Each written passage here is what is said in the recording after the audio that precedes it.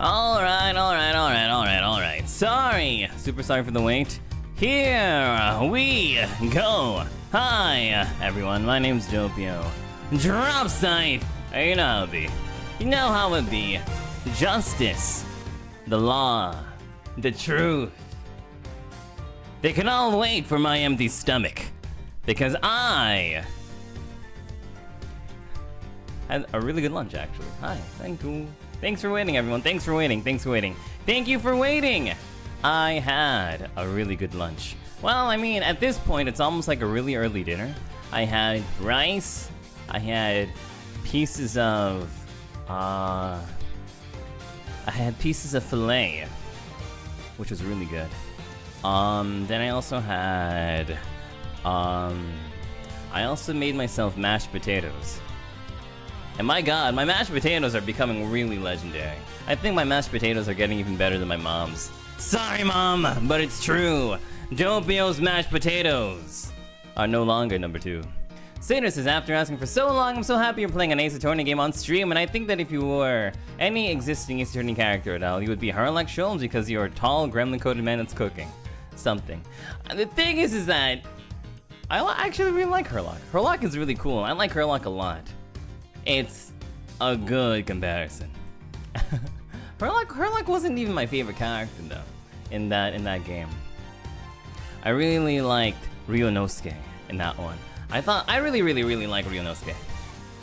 Okay. Sukeni Naitimus says hi. Hello. Shafucha says, hi Pio, I'm so glad you streamed playing my most favorite game. Hope you enjoy, have a good stream. Gamba! Thank you, Shafucha. Thank you. Okay, so where's the mashed potato recipe? It's potatoes, butter, cream milk, salt, and a lot of mozzarella cheese. That's all it is. For real. What else did I want to say? I wanted to say, so a lot of you probably already know this, but I'm a huge Ace Attorney fan. I've played pretty much every single Ace Attorney game out there, which is why I haven't really played any of the games on stream, because I've already played all of them. In fact, I actually remember playing this game too. I remember playing Edgeworth, at least the first one. I remember playing at least the first Edgeworth game, back when it was on the DS, and it was all like pixelated and stuff.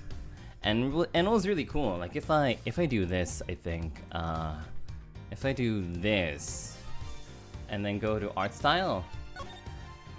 Right now we're HD Edgeworth, but we could be pixel art Edgeworth too. And that was the Edgeworth that I played with. So the ratio, Doppio, the ratio.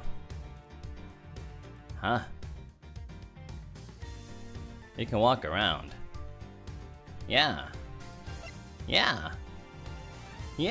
So yeah, I played every single Ace Attorney game. You wanted to see me play Ace Attorney? Maybe I can go back.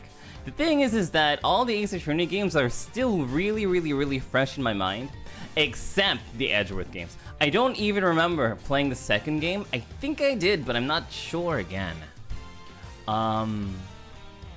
Yeah, so I don't remember playing Investigations 2. I remember a bit about Investigations 1, but I don't remember anything about 2. But every other game that I've played is still really fresh in my mind. The DL6 incident? I was born on the DL6 incident. Okay, that doesn't even really make any sense. HD? Oh yeah, HD, yeah, we'll do HD. We will do HD. We'll do HD. We'll do HD. Yeah, I already played the game in pixel art a long time ago, so we're gonna do HD. Sorry if you guys thought you had a choice there. We're going to do, let's see, you guys voted, and we're going to be playing the game in English! In English voice, which means we're not gonna hear Mitsurugi say, Igiyari! We're going to hear Edgeworth say, objection! Actually, you're going to hear me voice Edgeworth a lot in this game. So, I hope you guys are ready, because I will be voicing Edgeworth. Well, I mean, I will be voicing every character, but I'll be voicing Edgeworth. So if you wanted to hear Smart Doppio, then welcome, you came to the right place. Let's see, audio. Oh, I think audio is fine, right? I think audio is fine.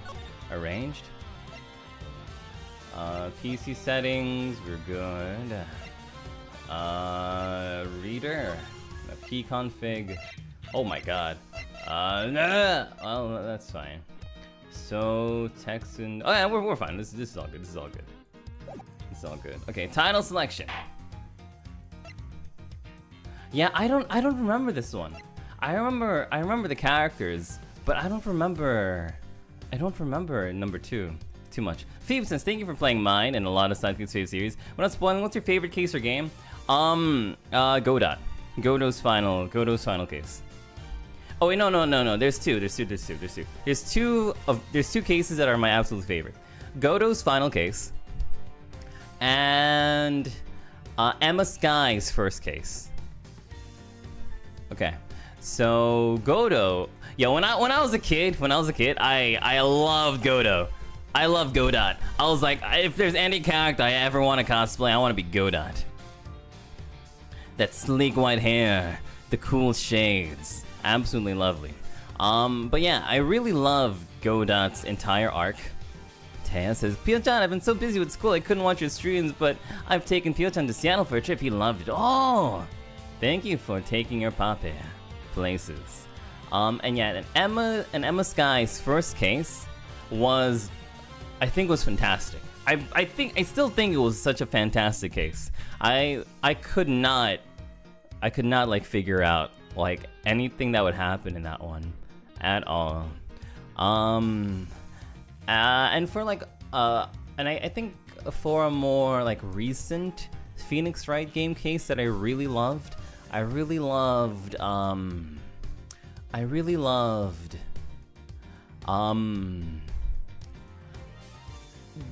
the orca whale one. The orca whale one. Yeah, that was a really good one. I mean, and there was a final case too. That was insanely cool too. But yeah, I would say that my first favorite is probably the Godot case. The second favorite would be Emma Sky's case. And then the last one and then like my third favorite one would be the orca case. Yeah.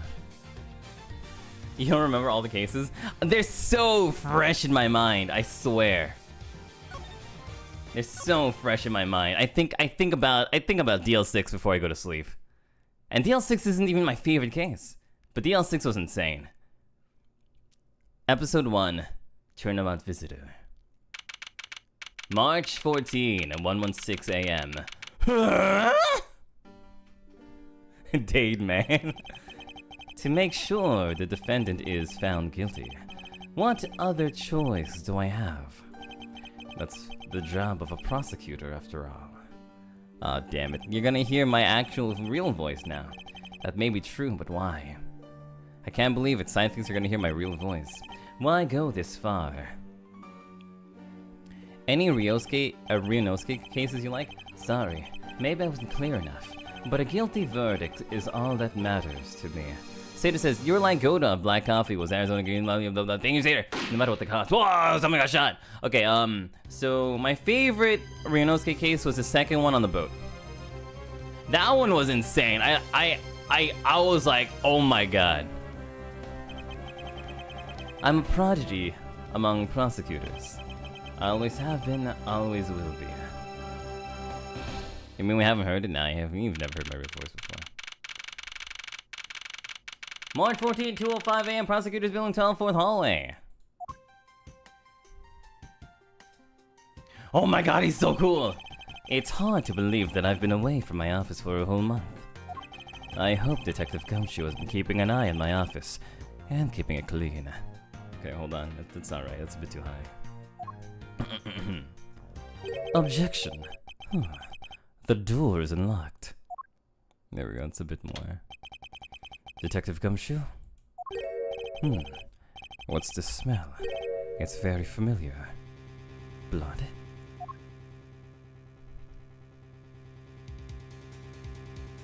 The Steel Samurai, baby. What the? Mitsurugi-san, what's the meaning of this? What's the meaning of this? Freeze! Oh no, it's One Punch Man. Identify yourself. Shut up! You've got some nerve committing murder in a prosecutor's office. Is that a threat? Oh, Daddy. Let me make one thing very clear. What? No one gets away with committing murder in my office. No one.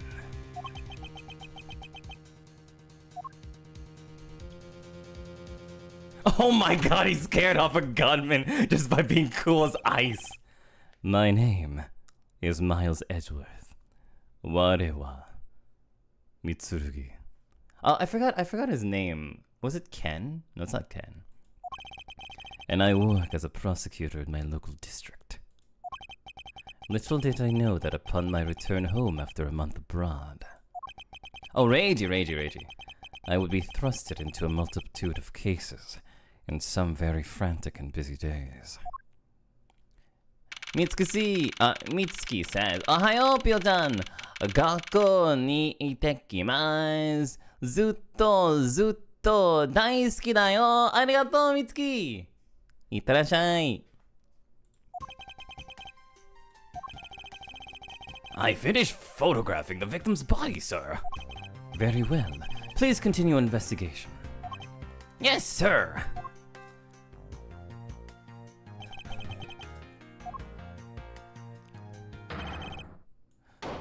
Ah! Mr. Edgeworth, sir. Are you okay, sir? Keep it down, detective. This is a crime scene. Judge BB says Edgeworth is the ultimate BB girl. I know. I know. When I heard that a murder had taken place in your office, I ran up here straight away. No, that's not good Gumshoe voice. Nah. This is Dick Gumshoe. He's a detective with the local precinct. And the one they assigned to handle this murder case for the time being. You're looking a little pale, sir. No, that's not good voice either. It has to be gruffy. They call him Mr. Gruffy. You're looking a little pale, sir. You're looking a little pale, sir. Are you hurt? I don't know. No, I'm perfectly fine. However... Look what they did to the office! It's totally trashed! I'll say, the culprit sullied my floor with dirt rather well. No one gets away with tracking mud into my office. Sounds like you're getting really burned up over this whole thing. Okay, that's a bit better. This crime was committed in my office, so it is my responsibility to solve it. Oh, that's just like you, Mr. Edgeworth. Okay, time to do some investigating. Agreed. Our first course of action is to gather relevant facts and leads. We must not overlook anything, no matter how small, if we are to find the truth. So I'll keep any leads or information we find etched into the forefront of my mind. Speaking of things that piqued my curiosity, why of all places did the murder occur in my office? Like, I don't remember this case very well, which is awesome. I finally am to the point where I don't remember this case so I can enjoy it. Thank God. I get the nagging feeling that this is something important to keep in mind. Yeah, I was wondering that myself, sir. I mean, you can't really say it's a coincidence, can you? No, not really. Especially because of this. The key to your office? Absolutely not, thank you. Welcome. What do you mean, sir? If you think about it carefully and use logic, it should become clear to you. Logic? What that? Detective use logic? Rock? Caveman? by finding the connection between two pieces of information. And connecting them, new information is born. And that is the end result of using logic. So how do you use it? First, I recall the information we gathered with Q. Then I connect them together with T. Pastry Pie, thank you so much for 10 Doppio Dropscythe games. Thank you, Pastry Pie. Delicious. Now to use Q and recall the facts. Q. Let's see. Is it really coincidence that the murder took place in my office? What do we do again? I can't see the controls, wait. Oh, space to confirm. Okay, space to confirm. And then T to connect. Eureka! For security reasons, all prosecutors' doors are outfitted with locks. Which means it would have been hard for the murderer and the victim to get in here. Ergo, it's impossible to dismiss the location of this crime as mere coincidence. Yes, that's exactly what I was thinking, sir. There must be a reason why someone infiltrated my room. What was the killer after?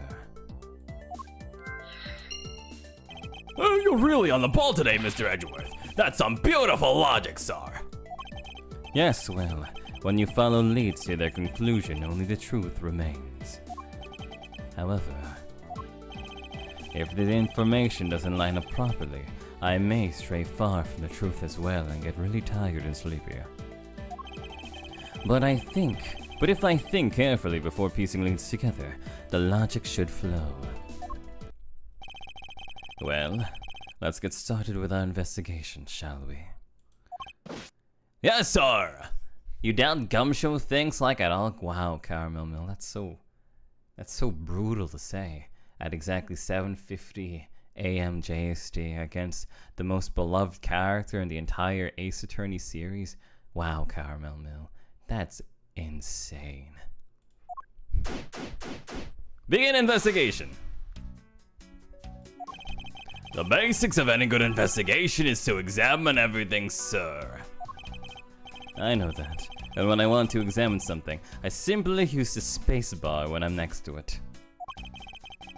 No, and if you ever feel lost and want to talk, just use T, okay? I'll give you great, precise advice as an ace investigator, sir. Something to try later if I have free time, I suppose. Oh, we have free time. You called, sir? Notice anything? Is there anything you notice that you'd like to share, Detective Gumshoe? Oh, just that I rushed over here as soon as I heard there was a murder in your office, sir. The investigation's just gotten started, so I guess there's not much else to say. So, were you the one that found the body, Mr. Edgeworth? The Wild Monarch says, Ace Detective? More like Ace Defective. Junpei Yori. Unfortunately, upon my return, I found my office door to be unlocked. And what awaited me inside was this whole messy affair. Ouch, that's rough.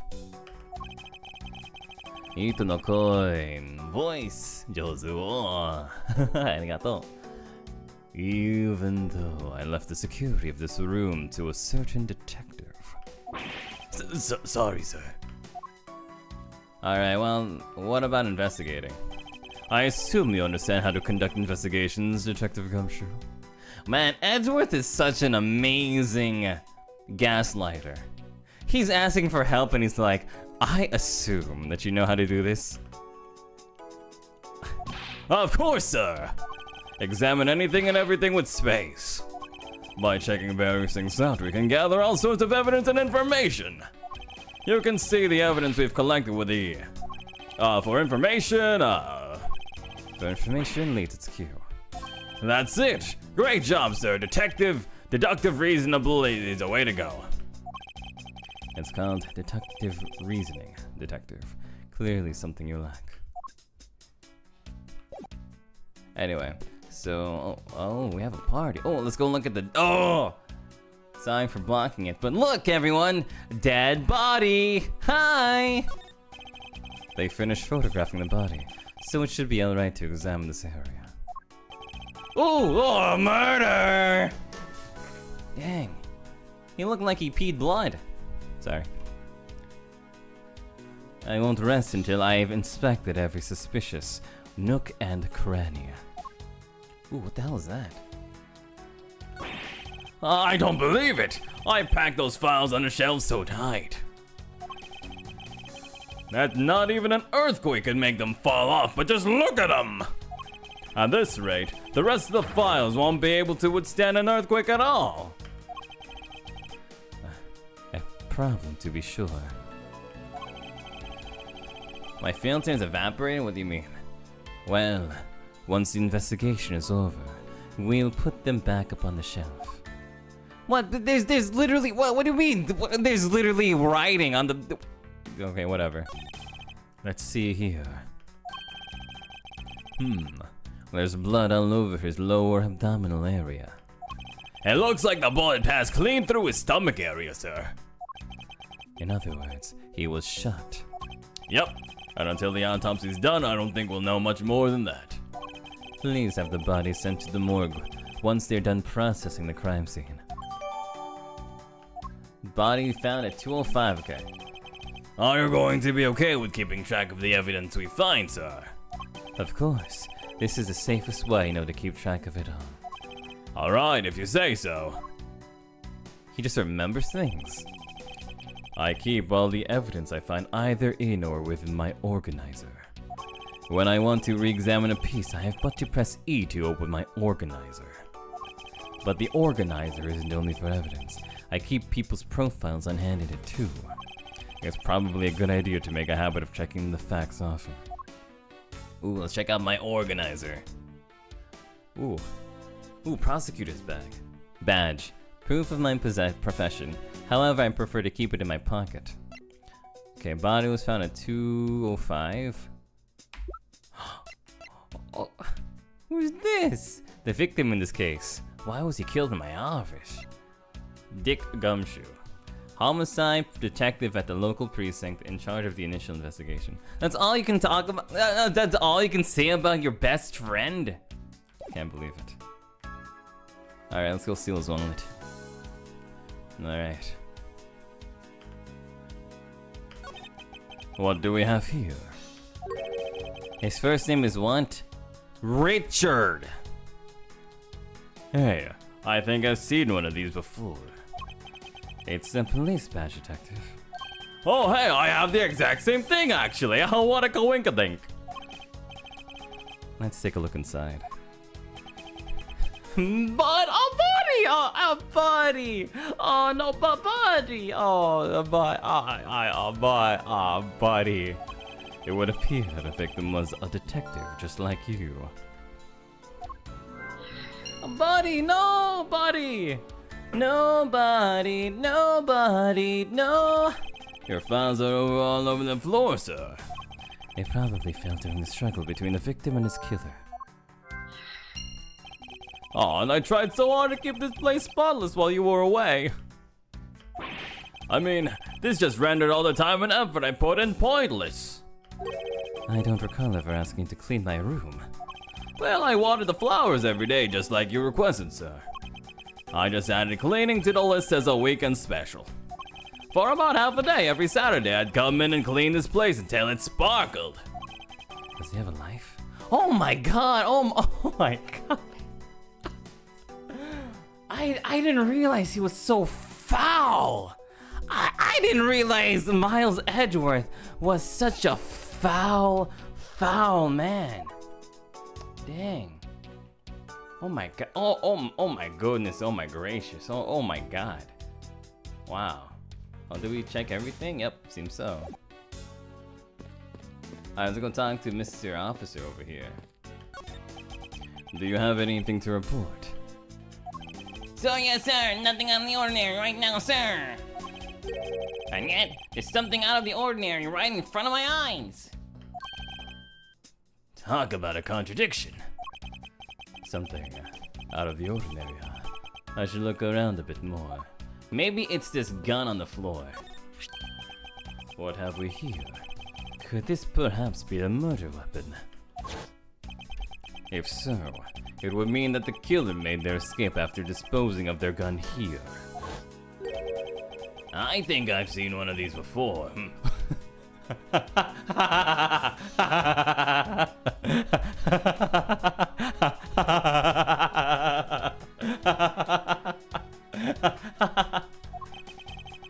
Care to enlighten me as to where?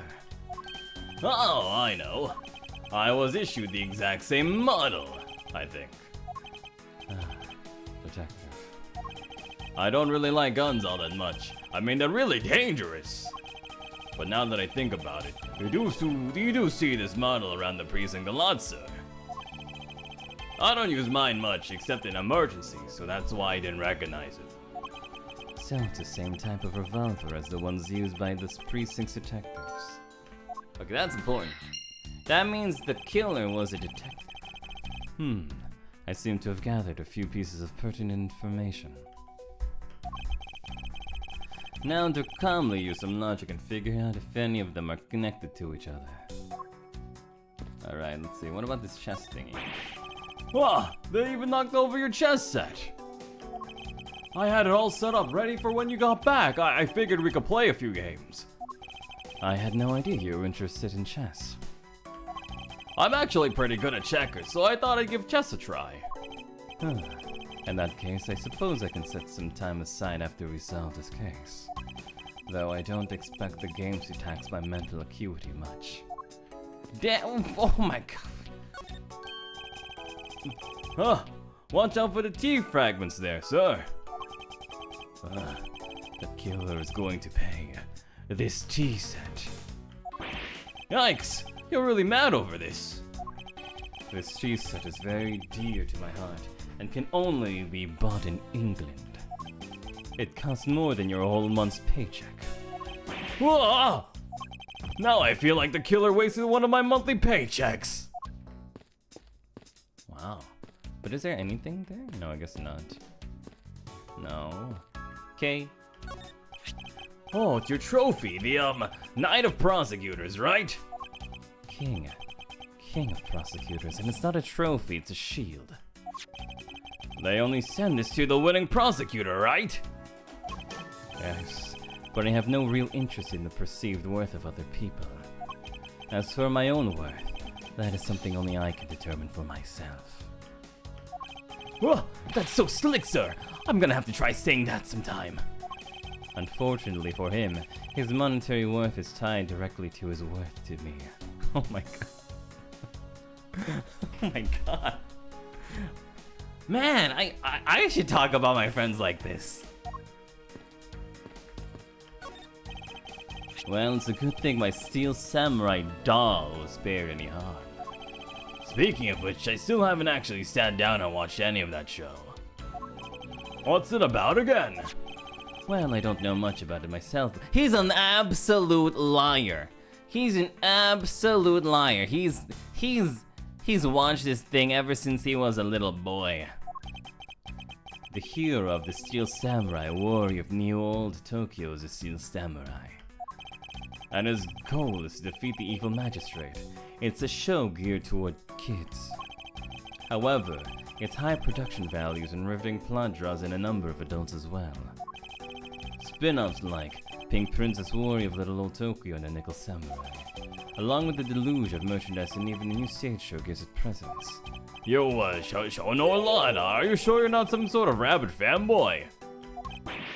Of course not. Anyone that keeps up with society knows at least this much. And that conversation lasted longer than expected. Let us return to the investigation.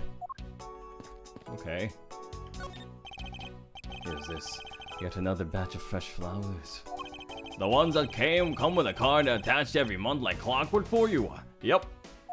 Speaking of that, let's see who's on the card this month, sir. All will be resolved. Wendy. Ooh. Ooh, damn. Oh, dang. Oh, dang. Oh, man. Oh, dang. I'm so sorry, Edgeworth. I might have disrespected you this entire time, but I was just unfamiliar with your game, sir. Oh, Miss Irony, how painful are thy thorns. Wendy Oldback. Wendy? Isn't that the name of the old lady with the whiny voice that's stock? That's enough, detective. You need not remind me further. Alright, now finally we talk to this guy. Wait, anything with a desk? It's been a while since I've sat at this desk. Oh, how I've missed you. Oh, it's so tidy that it looks newer than when I first bought it. Oh, yeah! The thing's so polished that it makes mirrors jealous. Don't tell me I had no other work this entire time I was away, detective. My job is to protect your office, sir. And you... It's such a good job protecting it that it had a murder occurred in it. That's harsh, sir. I have to admit the desk has never looked better, so I guess I can't dock his pay. Wow. Alright, now let's talk to... Oh, Couch! We're going to talk to Couch. I hope we can solve this case quickly. I'd like to return to relaxing on this sofa. That thing looks like a billion times softer than my mattress at home! Can I sit on it too? Just for a little while, sir? Detective Gumshoe, you know I can't allow that. Until this case is solved, neither of us has time to spare, let alone rest. You're right, sir. I'm gonna work hard and be a real trooper to the end. If once this case is over, I don't think he can afford to take any time off. How's it coming along, says Edgeworth. Please, I need an absolute silence. Fingerprint lifting is a delicate art. Well, I never. Alright, so now it's time to use our logic. Q for logic. Okay, so what do we have? Why did this happen in my office? What was the killer after? Signs of a struggle. Let's see. My files are a mess, pointing to a struggle between the victim and the killer. Okay, I like this. How about the victim was a detective, and there was a revolver. So maybe this means that the victim was killed with his own revolver.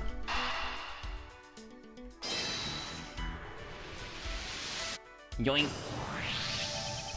The revolver. The standard model used by detectives. Could it have belonged to our recently departed? Detective Gumshoe, could you please thoroughly check the victim's body one more time? Yes, sir. On it now, sir. Excuse me, pal. Let's see. What have we got here? Mr. Edgeworth, sir. This guy's wearing a gun holster. So it appears that our killer somehow managed to take the victim's gun from him. Okay, I can assume that this gun is a murder weapon. Let's see what else we can find out about this revolver. As I always say, you've got to look really carefully at each piece of evidence. You can use the buttons to rotate an object. There's no such thing as a bad angle. Use Q and E to zoom in and out and get the blah blah blah blah blah. Alright, obviously we're going to be looking closely at the horse. What? I can't look at the horse! Boo. Let's see, let's look at the number of bullets. It looks like only one round is fired from this. Wow, so the killer killed the Vic with just one shot after wrestling the gun from him? Sounds like the guy knew how to handle a gun, huh, Mr. Edgeworth? We have no proof for now, but that is a distinct possibility. I guess this is all about we're going to find out. We should send the body out to Jim! Why, oh why? How could this have happened to a guy like you? Are you alright? Don't touch me! Leave me alone, just let me be! Sorry, but I can't do that. The investigation is still ongoing, so please refrain from touching the body. The body? The body! Don't just talk about him like he's just some lump of flesh! Oh! Look at him. Jim looks like he's just started for the night. Sure, just a bloodstained suit, pal. Where are my manners? Aren't you that prosecutor? Why, yes I am. I'm Jack Portsman's prosecutor. Jimmy was my partner in crime, bustin'. I'm Miles Edgeworth, and like you, I am also a prosecutor. Detective Dick Gumshoe, sir. So you're Miles Edgeworth. I guess this is your office? Yes, that is correct. Then it was you! You're the one who killed Jim! Hey, don't go jumping around to conclusions, pal. Just calm down, okay? I will not. I know how things work around here. High prosecutor's office's doors all have locks built into them. And only the owner of the office has the key to his or her own office door. That is correct. However, I was not the one who killed your partner. Yeah, Mr. Edgeworth has been overseas on a business trip this whole time, pal. And the key to the door was with me the entire time, okay? So the only one who could get in here was me. Wait, that means... I'm not sure what that means. So it was you then. Yo, Jim's killer. Oh, no way, pal, you've got it all wrong. Everyone, calm down. Mr. Portsman, correct? If you are a real prosecutor, you should know to stay collected. The investigation has only just begun. Isn't it too early to be drawing conclusions? Alright, I got the point. You're right, my mistake. I tend to get a little too hot-headed sometimes. You sure are one cool customer though, Miss Edgeworth. I've heard all the rumors about you. You're the great genius prosecutor. You're something of a legend, you know. Anyway, let's call a truce and work together, okay? Now, how about a handshake to seal the deal? A pleasure to work with you. You guys were conducting your investigation, right? Sorry for barging in like that. Carry on then. It's your room after all. Thank you. I intend to. I just want a little more time to say goodbye to Jim. You there. Sir.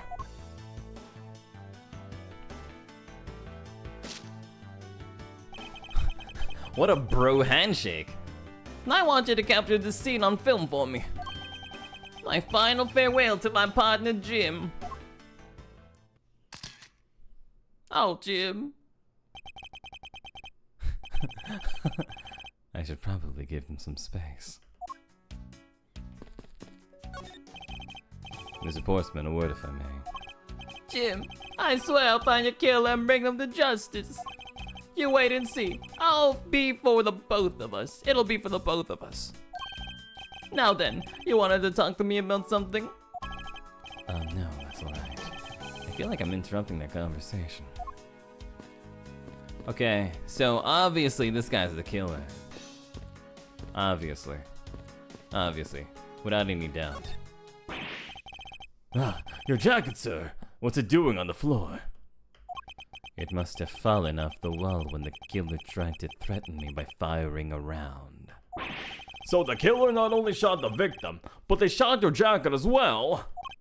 They dared to shoot the ultra special jacket. Oh, I just realized. How can there be...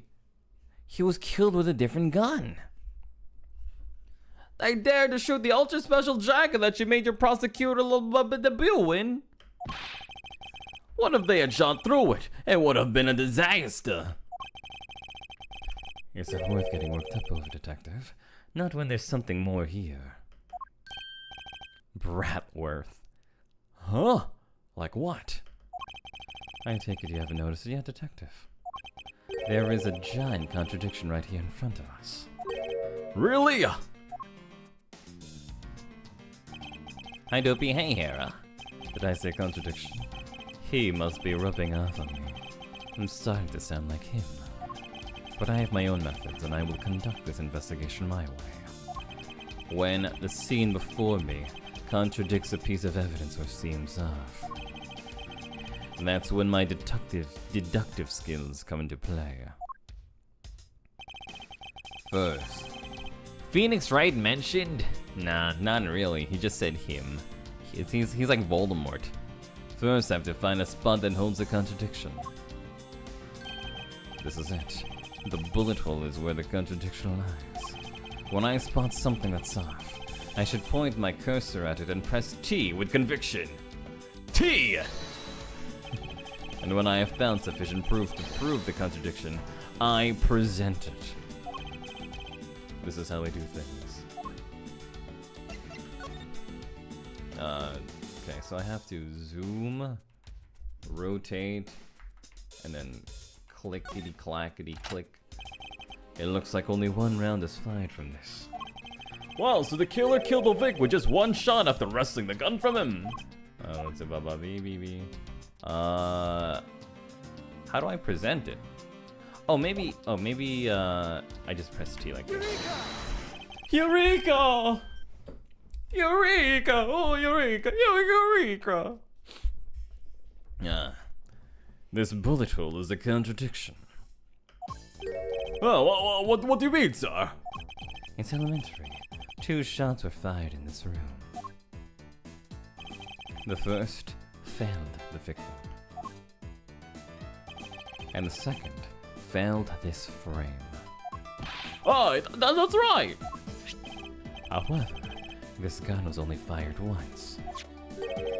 There. That's true, too. Which means that one of these 2 bullets was fired from a different gun. Did the killer have another gun prepared for her tonight? By the way, I noticed something, sir. Yes?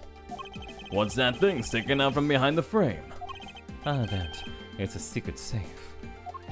Ah, secret safe. Oh, I smell money. I'll spare the trouble to say it. Nothing like what you're imagining is inside. Now, if you could kindly move this frame out of the way. Roger that. These are dusty. I suppose that's what happens when I'm not here to dust it once in a while. I had no idea that there was a safe here, or I'd kept it clean for you, sir. So when did you put this thing in? It wasn't something I had installed personally. Every prosecutor's office has one. Really? I had no idea. Well, only prosecutors are supposed to have knowledge of their existence. So, what's inside, Mr. Edgeworth? Right now, nothing. We only use them to store especially important evidence when a trial is in session. That's it? Talk about squashing my hopes and dreams. But clearly, I won't rest until I've inspected every suspicious-looking nook and cranny.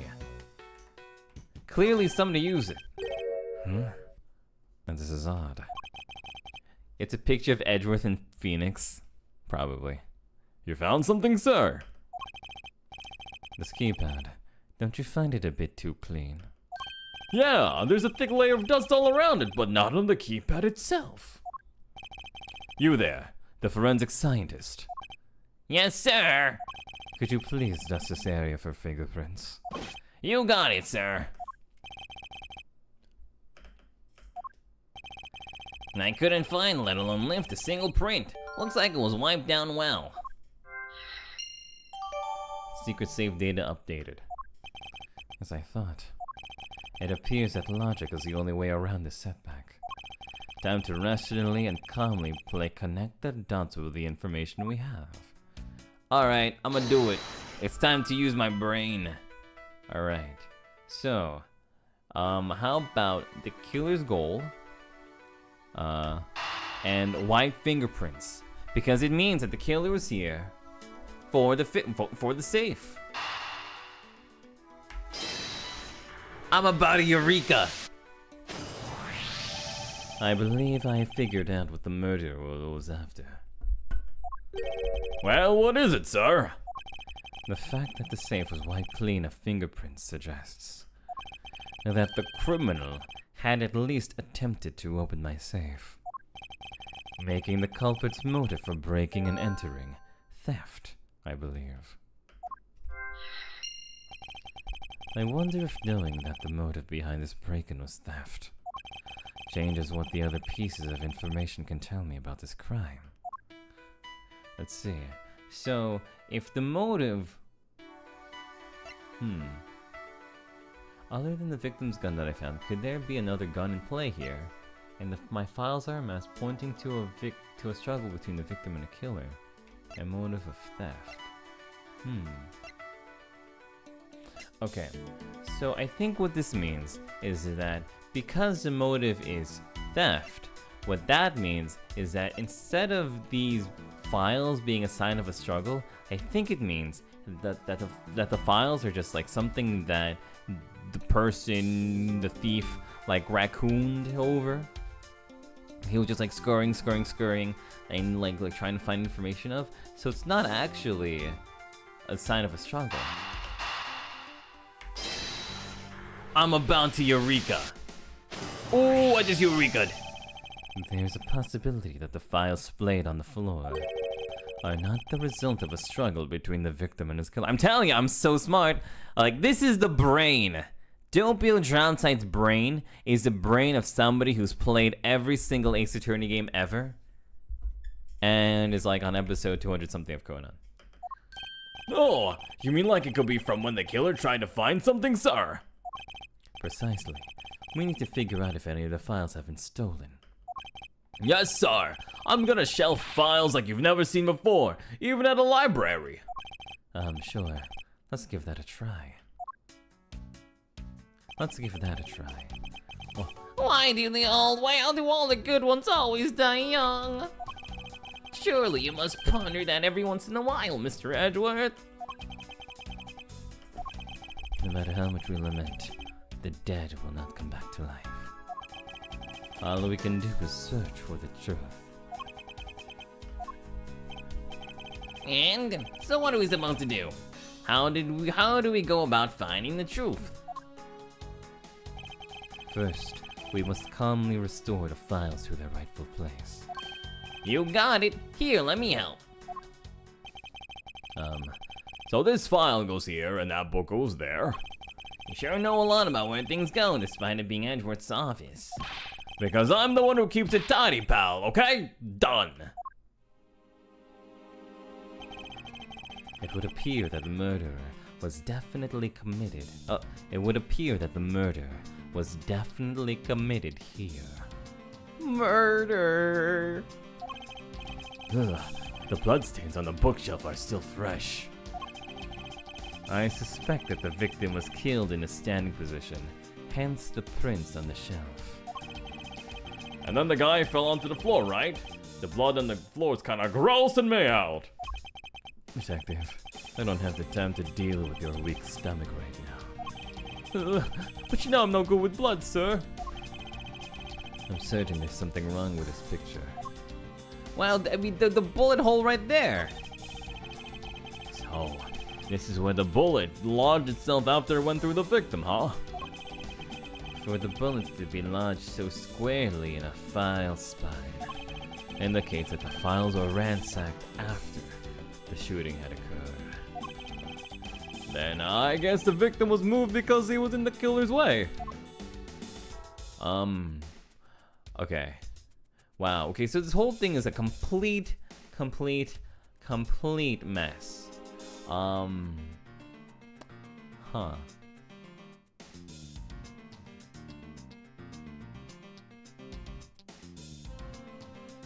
Well, I mean, so the biggest thing is that if he was shot in the stomach, then the bullet hole should be here, right? So this is the really odd part.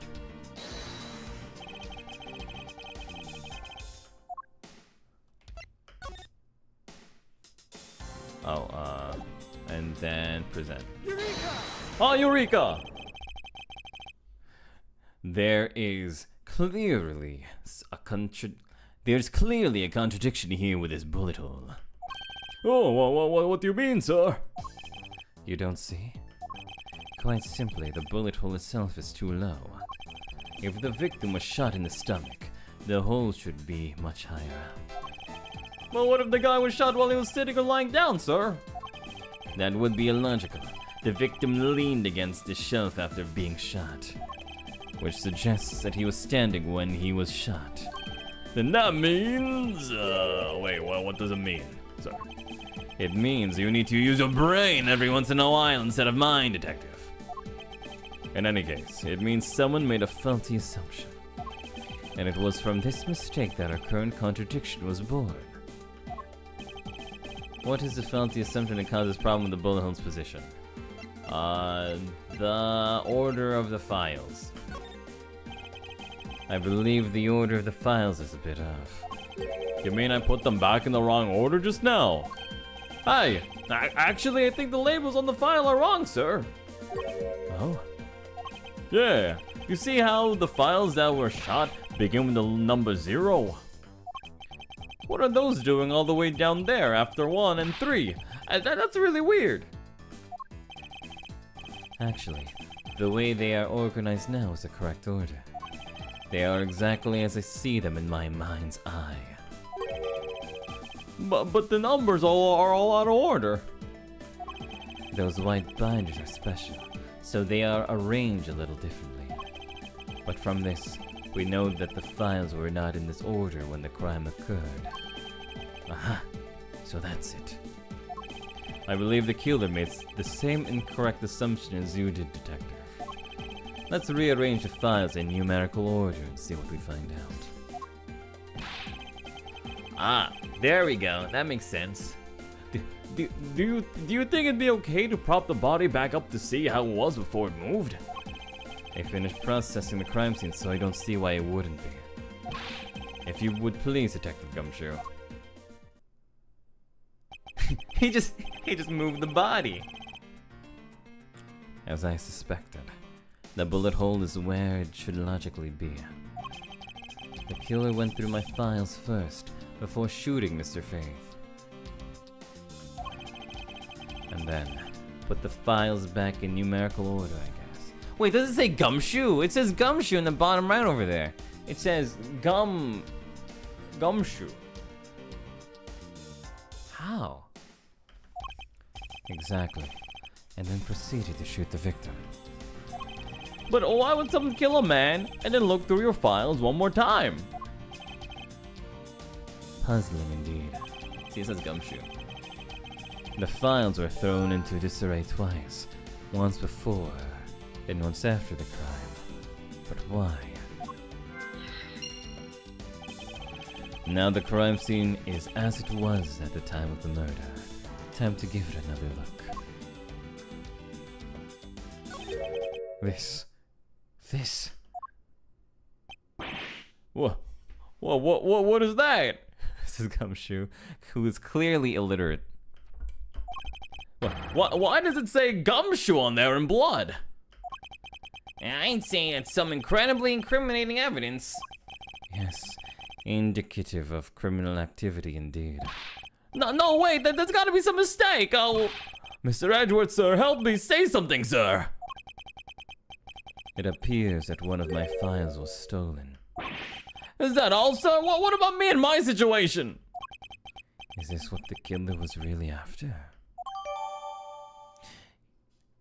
They took OFOG. They took OH.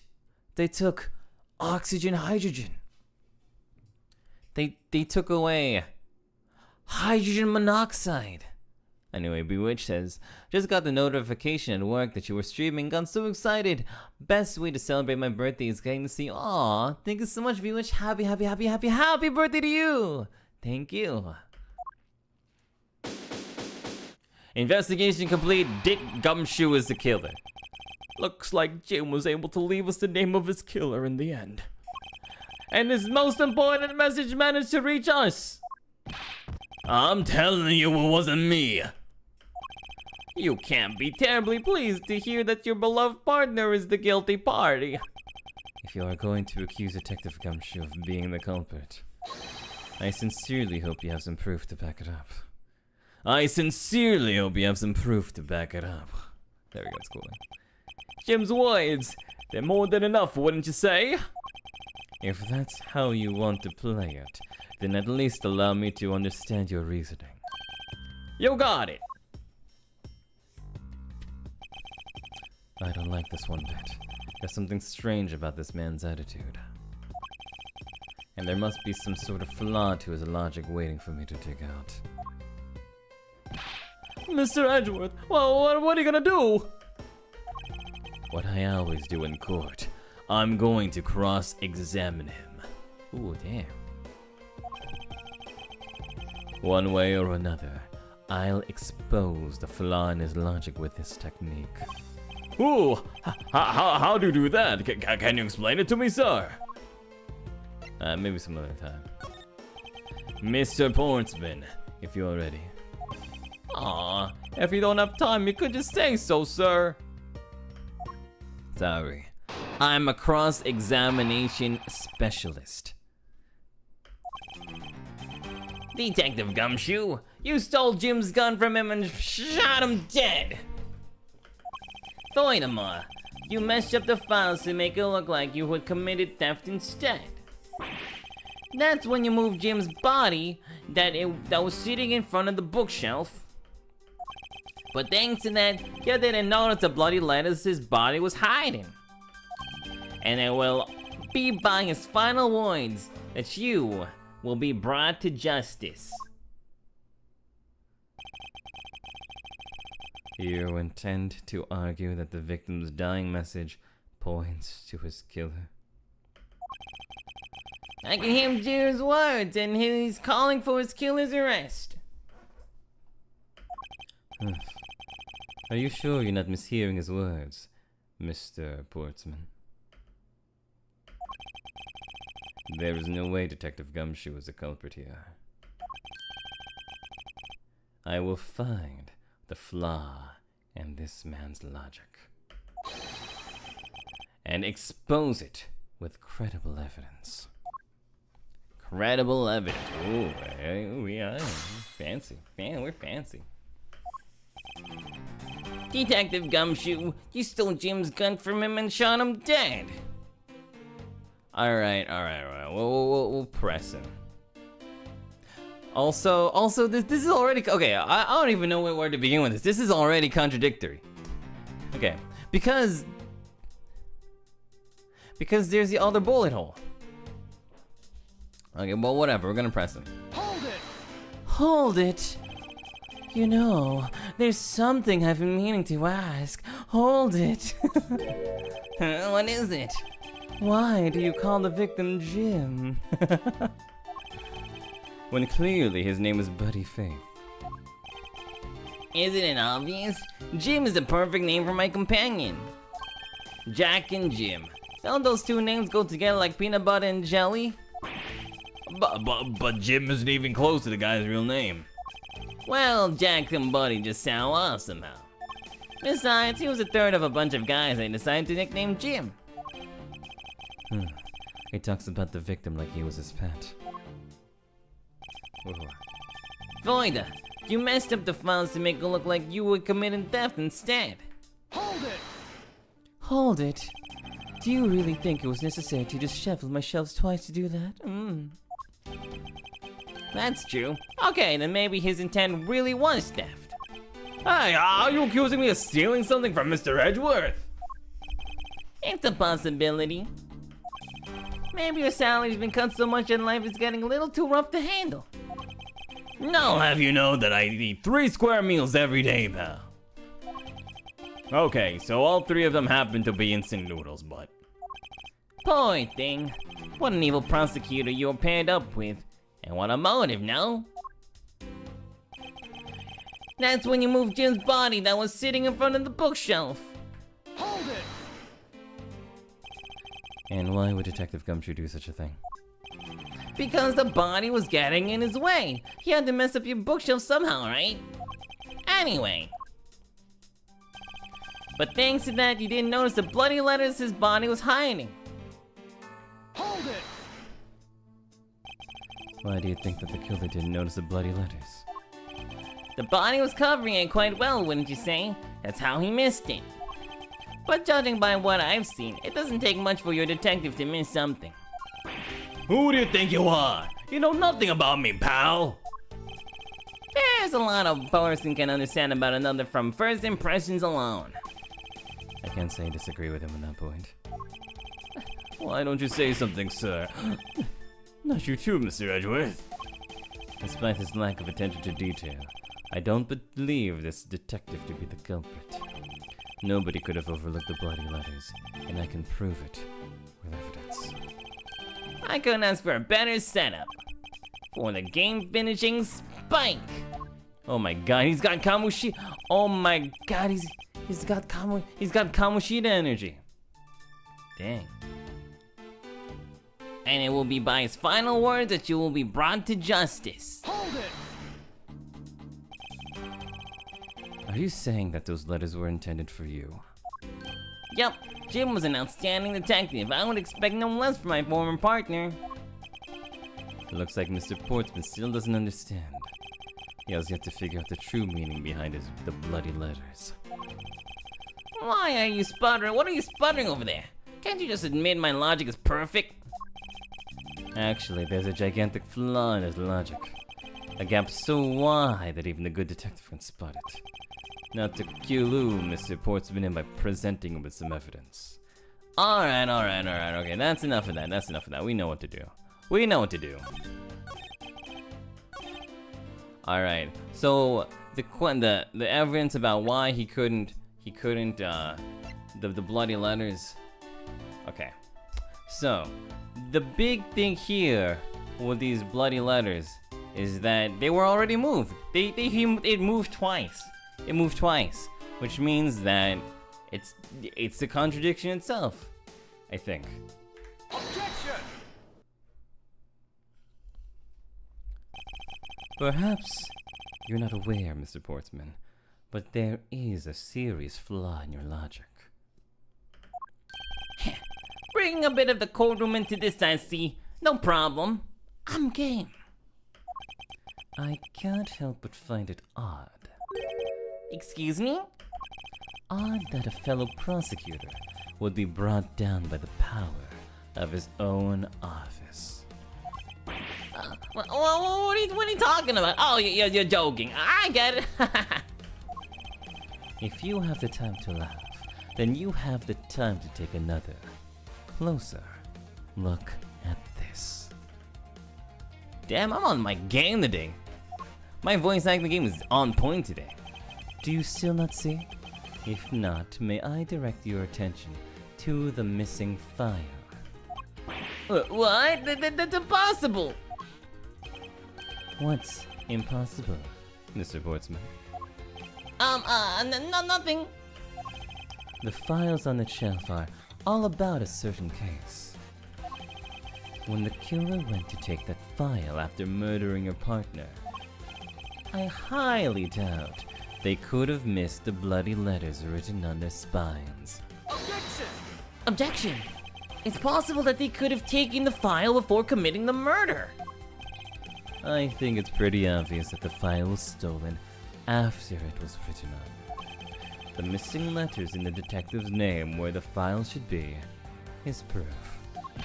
Yeah, I mean the S is gone and there's only half an H. If Detective Gumshoe really was the culprit of this case, I highly doubt that even he could overlook his own name written in the blood on the files. Especially as a detective who can't stand the sight of blood. Yeah. Which means, what exactly? What does that make this dying message? It makes it the work of a criminal intent on tampering with the crime scene. That's so low. I can't believe the criminal tried to pin the whole thing on me, sir. I'm gonna get him, sir. You'll see. I'm gonna have him under arrest in no time. Well, Mr. Portsman, Brilliant. Absolutely splendid. Logic deserving of Olympic gold. I appreciate the praise, but it doesn't change the fact that your reasoning is flawed.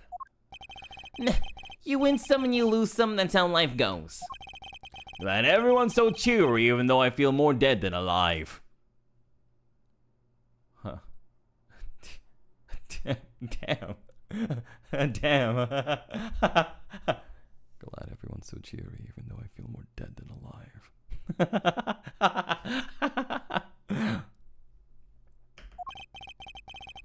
but you know, it really is a shame.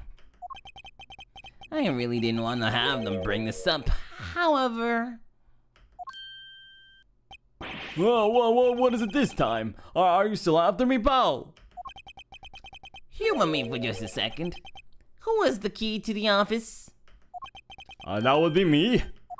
But Mr. Edgeworth just proved that I'm innocent, pal. Ooh, oh my god, the man loose. The man flew loose. That's absolutely right, and I acknowledge your innocence. Then why do I sense that you still have something to say?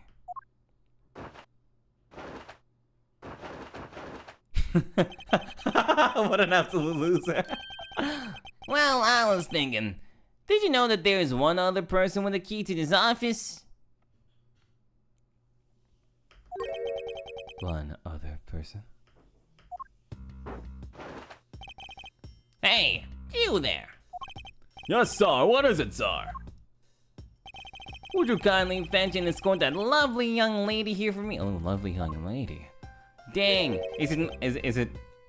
I forgot who it is. But there's no way it's Maya Fey again. A lady? The girl's a member of this building's security. Think of her as a material witness. Okay, never mind, it's not Maya Fey. Security? Did you say security? No, stop it, pal, don't! What's wrong with him all of a sudden? Oh, is it Maggie? Oh, it is Maggie! Oh, dang. I believe she needs no introduction. I have called upon Miss Maggie Bird, a member of security. Detective Gumshoe, sir. Maggie! Miss Bird is a security guard on watch tonight. I see. And your point is? My point is that she could very well have used it. And by it, I mean the master key which can open all the office doors in this building. Whoa, what? If you are not the guilty party, Detective Gumshoe, then the only other person with access to this room is Miss Bird. How dare you? I would never sneak into someone's room. That's right, I refuse to believe that Maggie's a culprit, pal. It was me, that's right, I did it. Can we take that as a confession, Detective?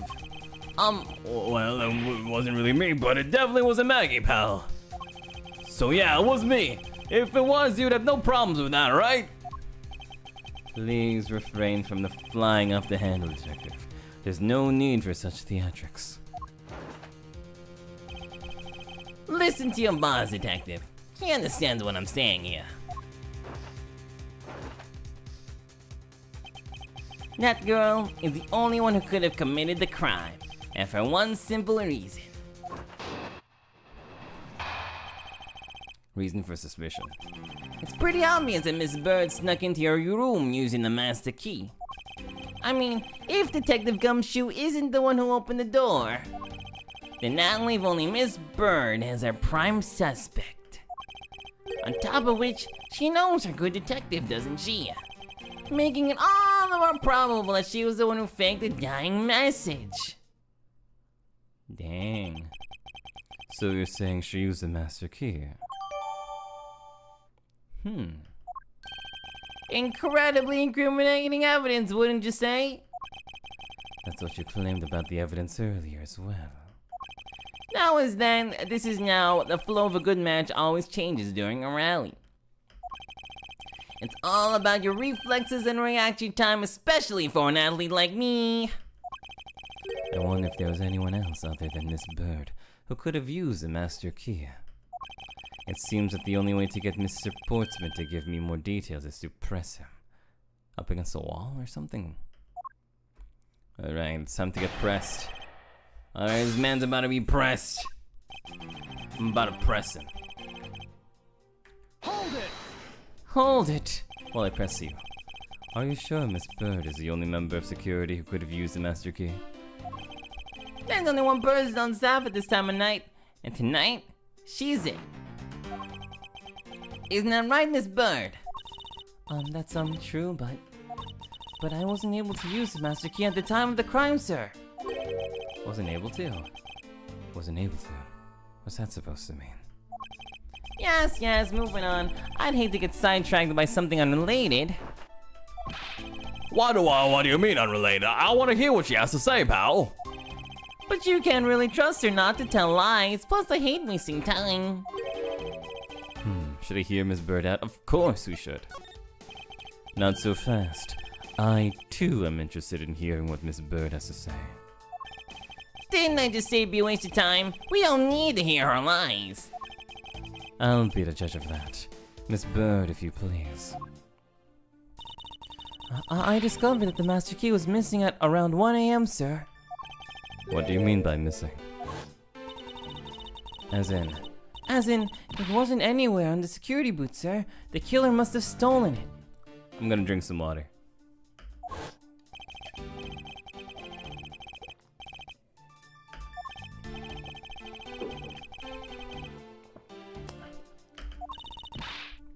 I'm not lying. Objection! Objection. Oh, it's his objection. If that's the case, then I'd like to know why you have the master key now. Ohayo, Pio-chan. Ohayo, Chanon. I don't quite know. It just suddenly reappeared all of a sudden, sir. Huh. A likely story. And where's your proof that the key was stolen to begin with? I bet you just forgot where you put it and then found it again. I never lose things. I can practically guarantee that. With me, if something disappears, it's usually because someone stole it.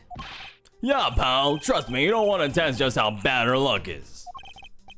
Unfortunately, I can't deem this piece of testimony as conclusive. Glad you agree, Mr. Edgeworth. Ugh, but... You still haven't established Maggie's motive for breaking into Edgeworth's office. Her motive? Didn't we establish that it was theft? I mean, the culprit clearly went through the bookshelves and at least tried the safe. It is as Mr. Portsman says, Detective. I can't ignore the fact that all the evidence points towards a motive of theft. But I'm done taking blows. It's time to counterattack with a few facts of my own.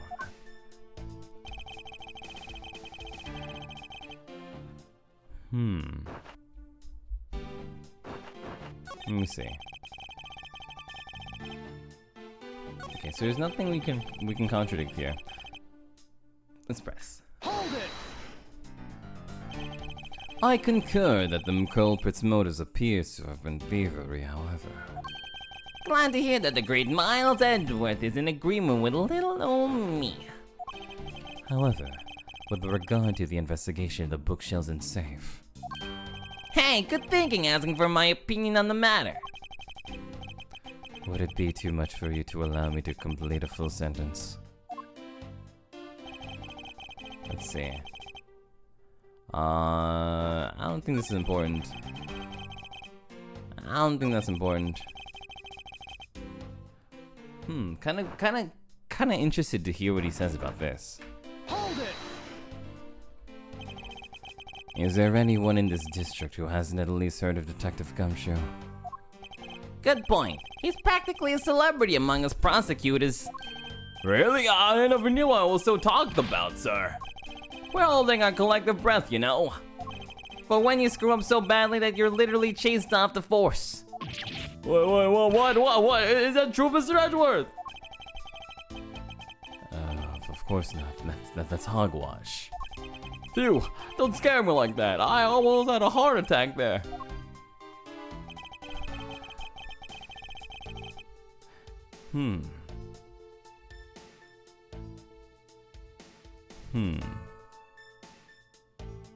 Okay, let's press this one. Hold it! By dying message, you mean the bloody letters that spell Gumshoe? I figured that whoever wrote his name must have wanted to frame him. And just the act of choosing his name was proof enough that the two knew each other well. Mr. Edgeworth, what are you waiting for? Hurry up and present some evidence. I would love to. But first, we should listen a bit more and digest what he is saying. I'm pressing for more information. Okay. Okay, let's see the other ones too. No. Okay, let's try this one. Hold it! I thought we had established Detective Gumshoe's innocence pretty thoroughly. was just a theory, one hypothesis among the many possibilities. I mean, I had my doubts about Miss Bird from the very beginning. If that's the case, then why didn't you mention her first?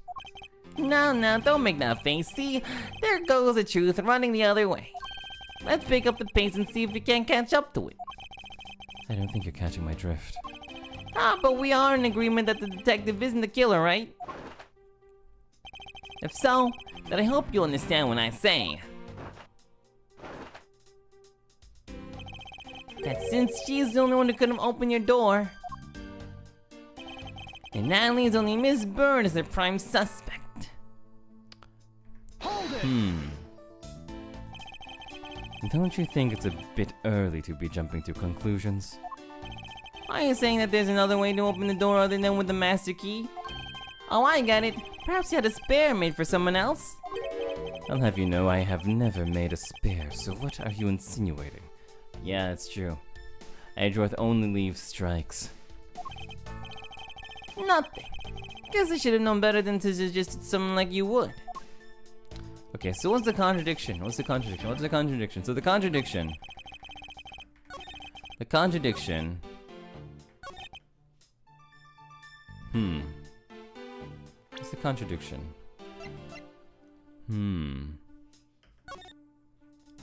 Let's see. Maybe if we look at this key a bit more. It's the master key to every office in the building. No.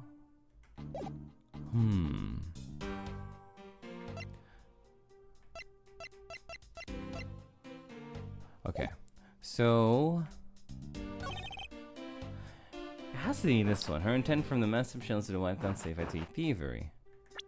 But the only thing that was stolen were these books.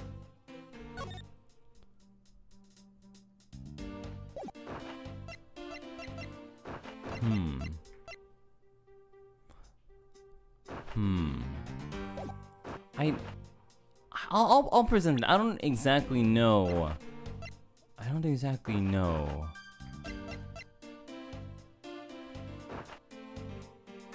I mean,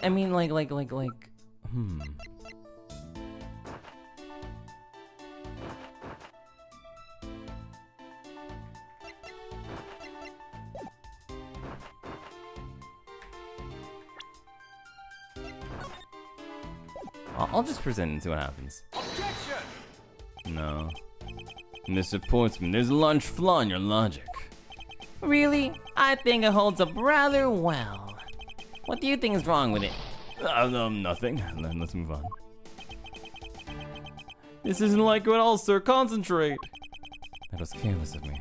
I can't afford to do that, or the truth will slowly slip away. Remain calm, Miles. It's the only way. Okay, it has to be an obvious contradiction. Okay, so intent. Let's see. Only leaves Mrs. Bird as her prime suspect. She knows her good detective, which makes sense. All the more probable that she was the one who faked the dying message. Well, the thing is that even if she faked the message, they're still missing this thing. But I don't think that really does anything for the story. What we need to find out is either how there could be, you know it's a big mystery. Why is the master key suddenly here?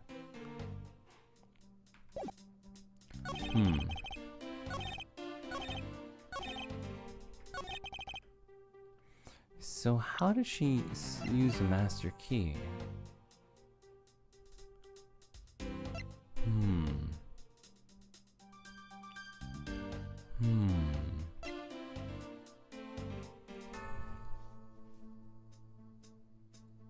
I'm thinking. It has to be, it has to be something with a key. Objection! No.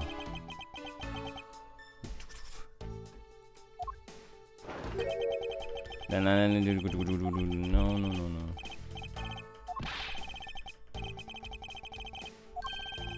Oh, it's a different one. Let's see.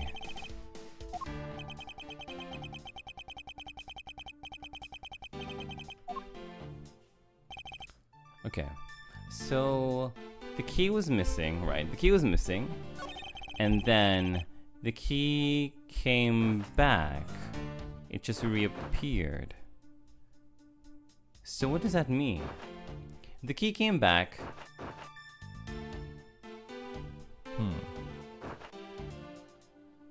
Honestly, any... No, not this one, not this one.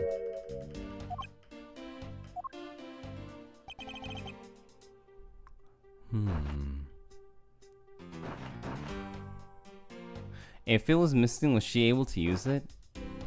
So the killer planted the missing keys?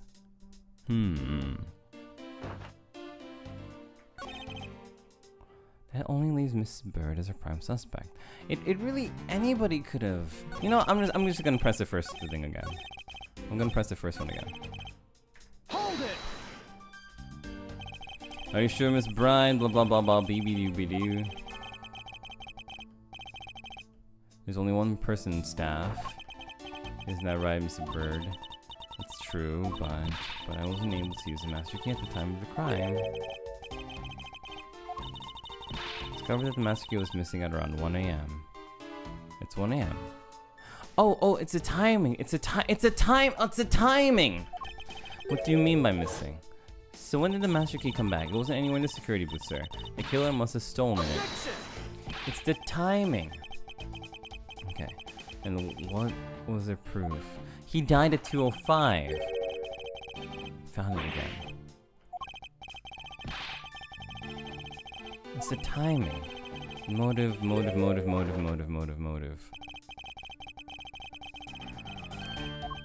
Okay, so let's see. When does...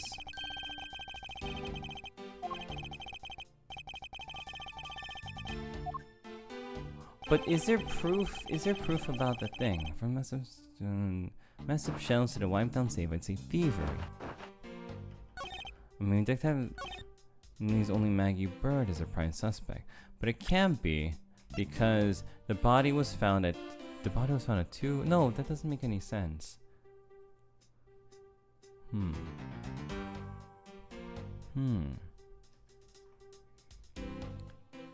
I know it has to do with his timing.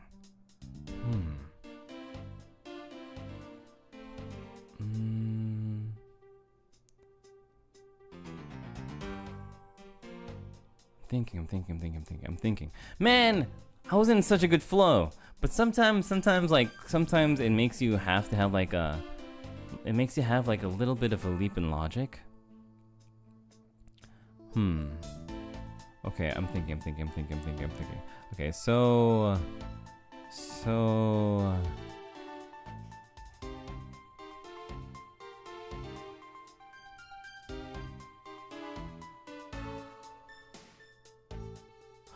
Oh, actually, you know, maybe we should just take it slow. Maybe we should just take it slow. Like, take it really slow. Okay, so like let's do this. So wait. I think I get it. Okay, I think I get it. I think I do. I think I get it. It's not this one. Okay, I think I get it. I think I finally get it.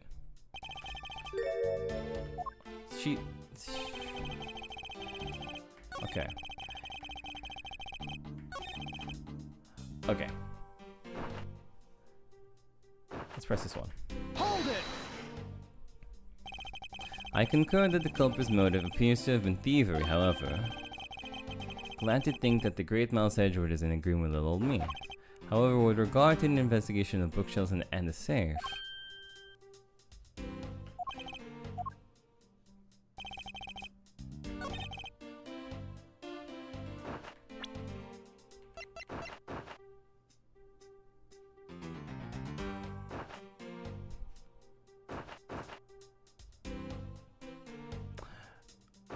The thing is, and I just realized this. I just realized this. Remember, the safe the safe was shot at the end. Remember? Like when Miles got into the room, the culprit shot at the safe. Shot at the picture, and then the picture fell down, and then the safe appeared afterwards, right? Which means that the person who touched the safe didn't. It was like a completely different time. Which means that whatever the book said, whatever happened in the books and whatever happened with the safe are two completely different incidents. Objection!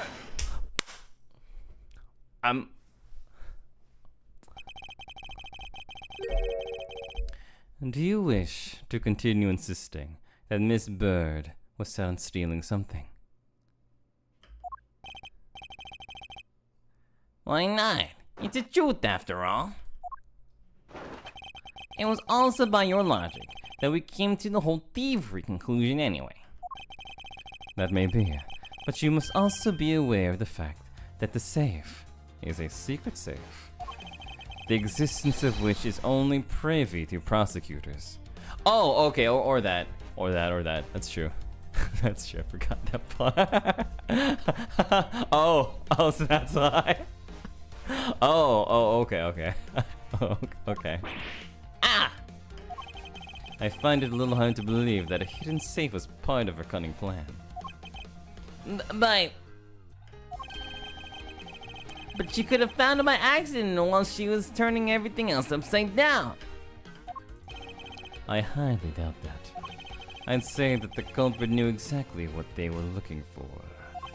After all, only the bookshelf and the safe were targeted. Yeah, even I didn't know about that safe, pal. And that means there's no way Maggie could have known about it either. Then are you proposing that the killer is a prosecutor? Interesting conclusion. That's definitely looking more and more probable. What's wrong, prosecutor? Do you have a different suspect in mind now? Curses! Why? What made you? What's with the angry face all of a sudden, bro? It's all my fault. What do you mean? It's Jim. He knew about the existence of the secret safes. What did you say? We were partners, like inseparable conjoined twins. That's why I told him.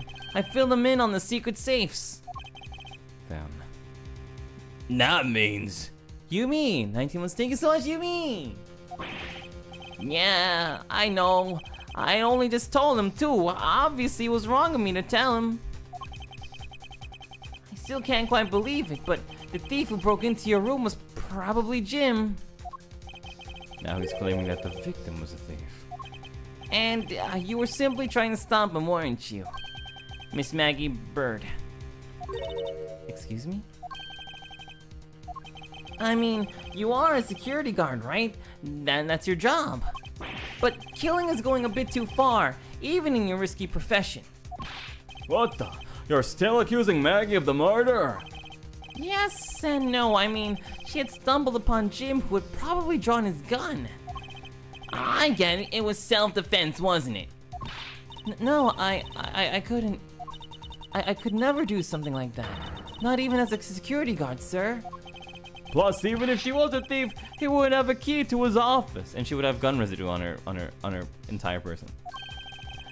Which is precisely why he had to steal it, wouldn't you say? It was Jim who stole the master key. Pretty impossible for a supposedly stolen key to be here with us unless...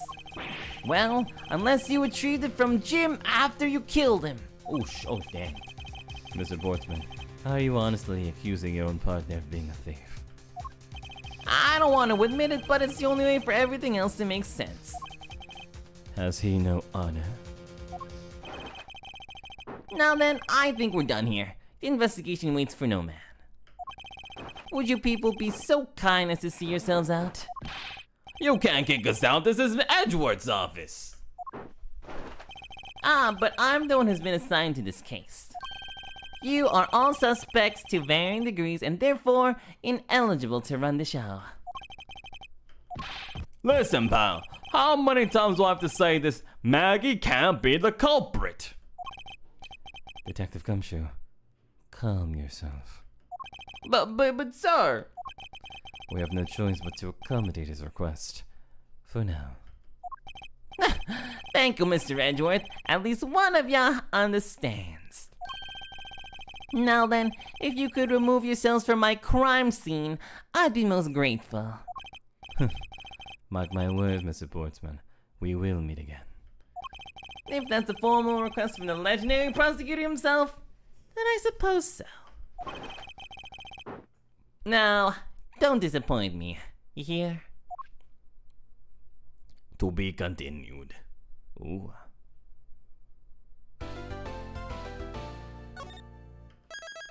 Okay, so I think what we'll do is that we'll do one case a day. We'll do one complete case a day. I think that's good. So I think that'll be like 8 days. We'll make like a playlist or something. What is with that prosecutor? I can't believe how rude he was. It was unbelievable. Please maintain your professionalism, detective. I'm gonna find some real solid evidence proving Maggie's innocence. You'll see, sir. But we've been kicked out of the crime scene, sir. True. So then what now? Looks like my life's fallen yet into another gigantic ditch. Do not despair, Miss Bird. We can overcome this as well. There are many other places and things we should be looking into anyway. Eh? Really, sir? For example, this hallway. The linchpin of his argument against Miss Bird is related to the master key. In that case, the hallway is the perfect place to look for more information regarding the mystery surrounding my door. Ooh, bum bum bum bum. Okay, let's go. What the heck is he doing here? It's what's his name? Max Payne? It's not Max Payne. I think it's like Winston Payne, something like that. Yeah, Winston. Winston. yeah, Winston. Alright. Yeah, not Max Payne. It looks like you're in quite the pinch, Mr. Edgeworth. To be sure, a murder within the walls of the prosecutor's office is no trifling matter. We must find, apprehend, and punish the killer accordingly post-haste. Sounds like a messy case you've got on your hands. If you ever feel lost or need some advice, my door's always open. How gracious. I will keep your offer in mind. Who is this guy again? Alright, let's go play some basketball. What is a basketball doing here? That's Mr. Portsman's prized possession, sir. I already also play soccer, dodgeball, and even tennis. And not a single one of those sports is suitable to be played in the hallway. What is a basketball hoop doing here? Hi, didn't this used to be just outside next to the building a long time ago? So when and why was it moved indoors? I don't remember exactly, but I saw one of the officers drag it up here recently. Drag it? I heard that it wouldn't fit in the elevator, so the poor guy had to bring it himself. All the way up to the 12th floor. This office... This office. 1203. 1203, hey Maggie, whose room is this again? It's Mr. Portsman, sir. So he's my new neighbor. I see. I suppose he moved in while I was away overseas. Let's check this couch. Ooh. I won't rest until I've inspected every suspicious nook and cranny. What about this thing? Huh? It's... Oh! Huh. Oh, isn't that one of the missing O-series files, sir? No doubt about it. The bloody letters marked clear as day. There seemed to be a few pages missing. Our thief took only what was necessary and left the rest behind. So, what are these old files about, sir? I guess they've got something worth stealing in them, huh? Not particularly. It's just a collection of court case files, however. The cases within these files are not mine. Oh! They belong to the high prosecutor that used to occupy my current office. I have my reasons, but let's just say I was charged with keeping them as they were. Then that means the thief must have also wanted the file for a specific reason, right? It would seem so. Only the pages related to the case from 10 years ago are missing. I wonder why anyone would care about such an old case. A well-crafted, high-quality sofa for visitors. The stitching is excellent. Talk about a luxury waiting area. These babies are also great for napping, you know. You would sleep even out here, detective. In a hallway. Whenever I do, I always wind up dreaming about giving testimony up on the stand. But it always ends the same way. Me getting trounced by a lawyer. Isn't that awful? Maybe I should give it a try sometime. To envision myself winning. Naturally. Alright, I guess that's pretty much it here.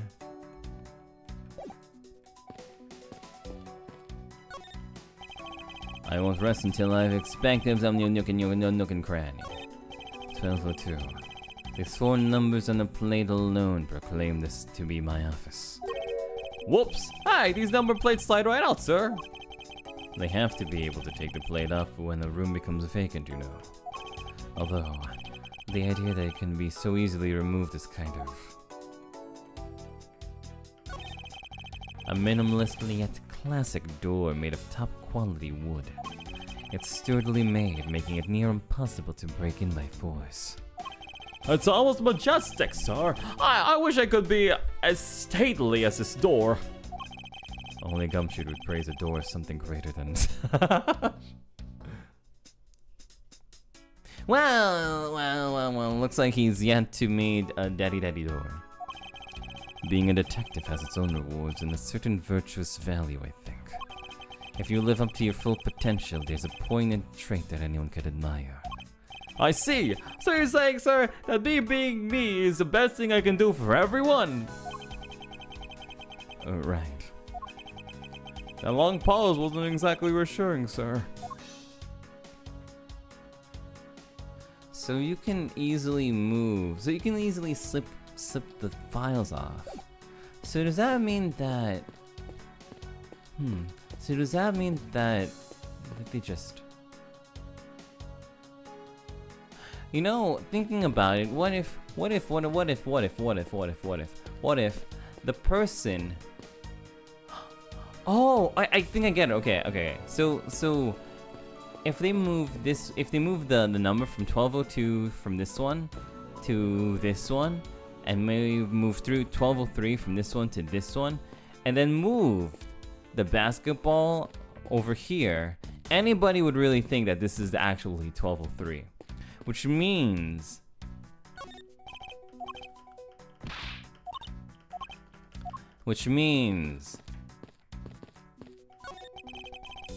that's a case of the old switcheroo. Is everything all right? Yes, sir. If you must know, I weighed myself this morning and I'm finally at 154 pounds. Congratulations, but I was asking about this hallway in this room. Oh, everything's okay, sir. A word of advice. Stay focused or you may start to lose even more weight. And lastly, we'll talk to Maggie. I was wondering if I may speak with you for a bit concerning this case. I've always been a big fan of the courtroom, but this is like a dream where I'm being cross-examined by the Miles Edgeworth. Can't let this chance pass me by. I must remember to ask her about the master key. I should jog her memory by showing my notes to her with tea. Okay, so it's master key. Oh, present master key. So when did you discover that the master key was missing? By the time I realized it, I think it was around 1 AM, sir. and I noticed it was back at around 2:30 a.m. It was just sitting there on the ledge where the security room's reception window is. But I'm sure that between those two times it was just gone. It was not just gone, but stolen, sir. Why is such an important key stored in such an insecure place? Huh, it's not like that, sir. We always keep the key further inside the room, away from the window. Always, you say. Except for this time, correct? Well, I admit that was a bit careless, but I had my reasons. I left it out because I was sorta using it at the time. It was after I had used it that I left it sitting out on the ledge. She used the master key. Why did you use the master key? What did you mean by you used the master key? Oh, I had to use it to open the door for this prosecutor who had forgotten his key. Ooh. I mean, it's my job as a security guard, right? Ah! What is it? That's right, I just remembered. The prosecutor who forgot his key. It was Mr. Portsman, sir. You forgot that? That seems really important. Oh my god. What? Please tell me more, Miss Bird. Quickly! It was around 12 a.m. Mr. Portsman had forgotten his office key, so he came down to security, sir. And that's when you loaned the master key to him? No way! It's against regulations to loan the master key out to anyone. I walked with Mr. Portsman to his office and opened the door for him personally, sir. Oh, that's how she opened. Oh, that's how. So that's what happened. She opened the wrong door. I see. And then, what happened after that? Well, he called me to come close up his office as he was leaving to go home. That was around 1:30 a.m., I think. So in summary, For the sake of one forgetful prosecutor, you used the master key twice tonight. So it was to unlock and then to lock. talk about suspicious! I doubt you can say that. I doubt you can say that you've never left your keys at home, Detective. I think this calls for a thorough examination of Mr. Portsman's door. Alright, it's time to go check up on this door. Okay, let's check this 1203. Room 1203. I take it that this is Mr. Portsman's office. Yeah! Yeah, you can't mistake it because of the basketball hoop, sir. Oh, that reminds me. Mr. Portsman had actually wanted room 1202 really badly. But since you are already occupying it, Mr. Edgeworth, we put him next door, sir. So why was Mr. Portsman so particular about getting room 1202? I'm not sure, but I bet it's because of something like his birthday is December 2? Yup, that's gotta be it. I can't think of another reason why.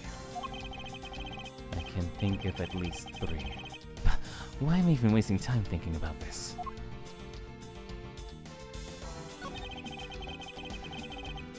Wood. We know about the wood. Dignified wood. Oh, what the heck? Oh, it's a different thing. Well, he seems more dignified than Mr. Payne. Mr. Payne? I suppose custodial work can also be dignified. Oops. And then basketball hoop. It's Mr. Portsman's personal basketball hoop. I can't believe he put something like this in the hallway of a prosecutor's office. But you know, it's actually pretty useful, sir. I haven't gotten lost trying to get to your office since it's been here. How long have I had the same office? And yet you still managed to get lost. Alright, I think that's enough. Okay, we check this one, Talk to him. Basketball. Oh, our door again? Okay.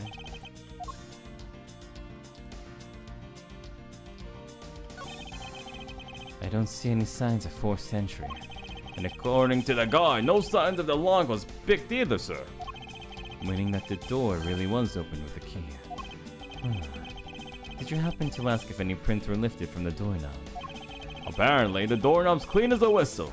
wipe, they think. Whoever this thief is, they did a good job of not leaving any clues behind.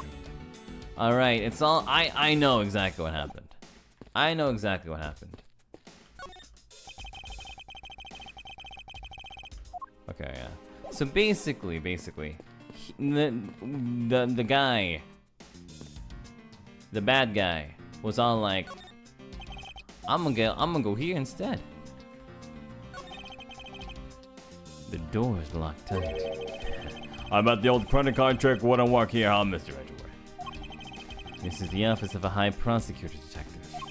These doors would be pretty ineffective if the average cat burglar could cut through them. Aha! So I guess only a great cat burglar could get in. That must be who our culprit is. Might I advise you to return that conclusion to whatever pawn shop you bought it from? Ooh, dang.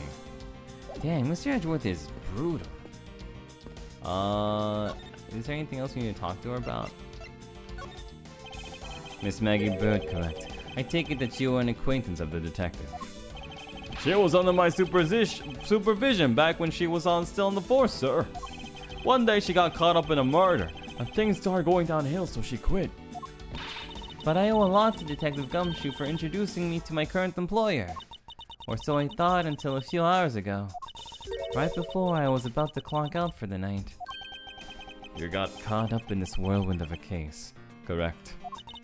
Don't worry, my whole life has been nothing but a whirlwind of bad luck and failures.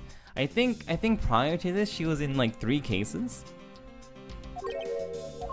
As the accused. Since I was 6 months old when I fell from the 9th floor of my apartment building. I've been hit by all sorts of vehicles, gotten sick from all sorts of foods, failed at almost every test I've ever taken, experienced almost every kind of disaster. And now, I have managed to be named a criminal, just when I've become a security guard. That's a lot to go through in one lifetime. I know, and just when I thought I had finally found my happiness, I wind up getting you and Detective Gumshoe involved in my bad luck. You don't need to worry about me, Miss Bird. Nor do you need to worry about yourself. I will solve this case and prove your innocence. All I ask in return is for your cooperation. Yes, sir, Mr. Edgeworth. You can count on me. I'll do all I can to help. And lastly, the victim. Have you ever met the victim before? Well, I've seen him a couple of times before when I had to go to Mr. Portsman's office. Mr. Faith was always playing basketball with Mr. Portsman, sir. That sounds like fun. Just once I'd love to play with them. It sounds fun, but the only person ever taking a shot was Mr. Portsman. All Mr. Faith ever did was passing the ball, sir. Ah, on second thought, I don't think I'd have fit in all that well then. Wow. Let's see. Oh, present the prosecutor's badge. Oh, wait, no. Present. That's a prosecutor's badge, isn't it? It proves that you're really a prosecutor. Interesting. Despite all appearances, she seems to know more than Gumshoe. With that badge, even I could be a professional prosecutor. Sir, may I please try that on just for a little bit? I don't think that would be a very good idea, do you? I guess not. On second thought, they're actually on the same level.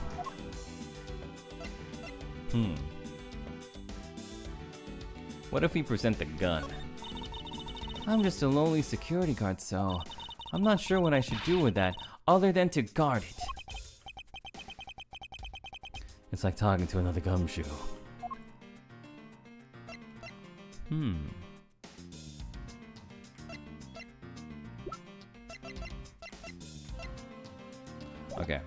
Okay, it's time to do some logic. Okay.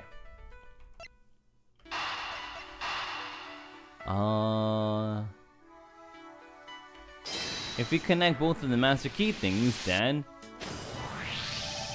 Miss Bird, I'm afraid there's a flaw in your story. What? No way, pal. I mean, sir. You said that you locked up Mr. Portsman's office at around 1:30, correct?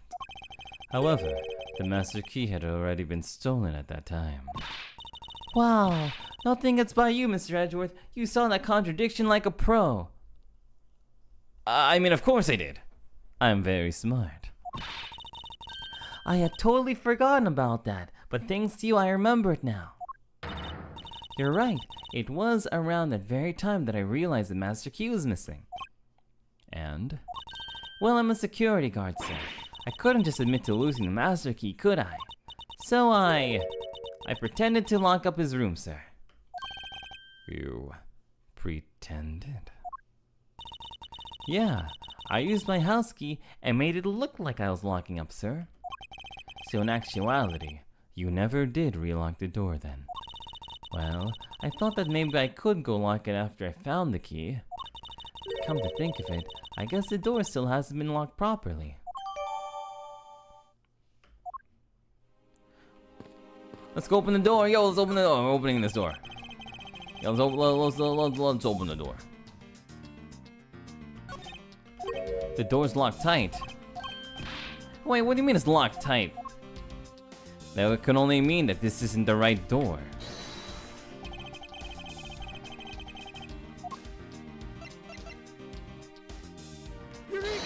Eureka! There's a contradiction here between reality and the evidence. If what Miss Bird has said is true, then why is this door locked tight?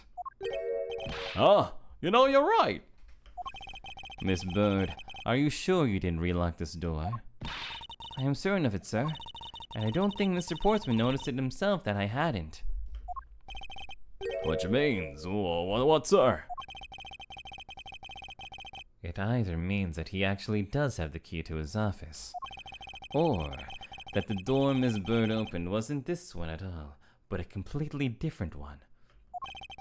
She opened a different door? But how can you prove that? There's an easy way to find out. All we need to do is... we need to examine these. Prints on the key, prints on the doorknob, prints on a number plate. The prints on a number plate. They will tell us all we need to know. Everything? Really? Like what, sir? Like, well, for example, and as such as. Oh. Well, we know for sure that Detective Gumshoe's dinner will only consist of instant noodles. Wow! That was amazing, sir! How did you know? Was that supposed to be a joke to cheer me up, Mr. Edgeworth? Yes, that's it. Now then, we should get back to doing what we need to do, and that is, prints on the master key. Master key. If we examine the fingerprints on the master key. Well, if that's what you want to examine, sir, that was the very first thing we did. I can tell you that we didn't find any prints other than Maggie's. That's so brilliant, Mr. Edgeworth. So what can we deduce from that? Well, I'll tell you what I deduce. I think this means that the culprit wiped their prints off. yes, that's exactly it. I'm glad you were able to come to the same conclusion. However, the more important matter is that Doppio Dropscythe is making Edgeworth look like a buffoon, and it's kind of funny. The prints on the doorknob will tell us everything, but they were wiped. That was the last thing I thought was gonna be. Hey, you pal, do us a favor and see if you can lift the blabbling wheel there. So, what did you find out? There's no need for such belligerent nostril flaring, Detective. Sir, I have found only Mr. Portsman and Mr. Fate's prints on the doorknob. So only 2 people's prints were found on this, huh? That's pretty decisive. Huh? I'm lost, sir. Thinking logically, a certain other person's print should be on this knob as well. Now then, whose print should also be on the knob? Maggie's! Take that! Take that! Don't you find it odd that the prints of the person who unlocked this door are absent? You mean? Yes, the door that Miss Bird opened could not have been this one, but a different one. Eureka! Huh. What have we here? You never noticed that? You didn't. That's like the most. What? There's like 5 things here that's suspicious. What the hell? What's this? What are you looking at, sir? Oh, hey, how about a game of basketball? That's okay, Detective. I just found the position of this hoop to be a little off. Hey, you're right, sir. I guess it shifted when someone made a seriously sweet slam dunk. The positioning of this hoop is definitely unnatural. I'd better take note of this.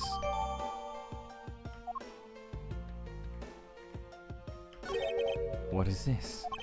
Looks like a scrap of paper. I'll get it, sir. Let's see. Oh, there's something written on it. It looks like a note from the victim. I brought the 3 pieces of evidence by, just like we talked about on the phone, but it looks like you're out. Guess I'll catch up with you later, buddy. Yeah, and it's from Mr. Portsman.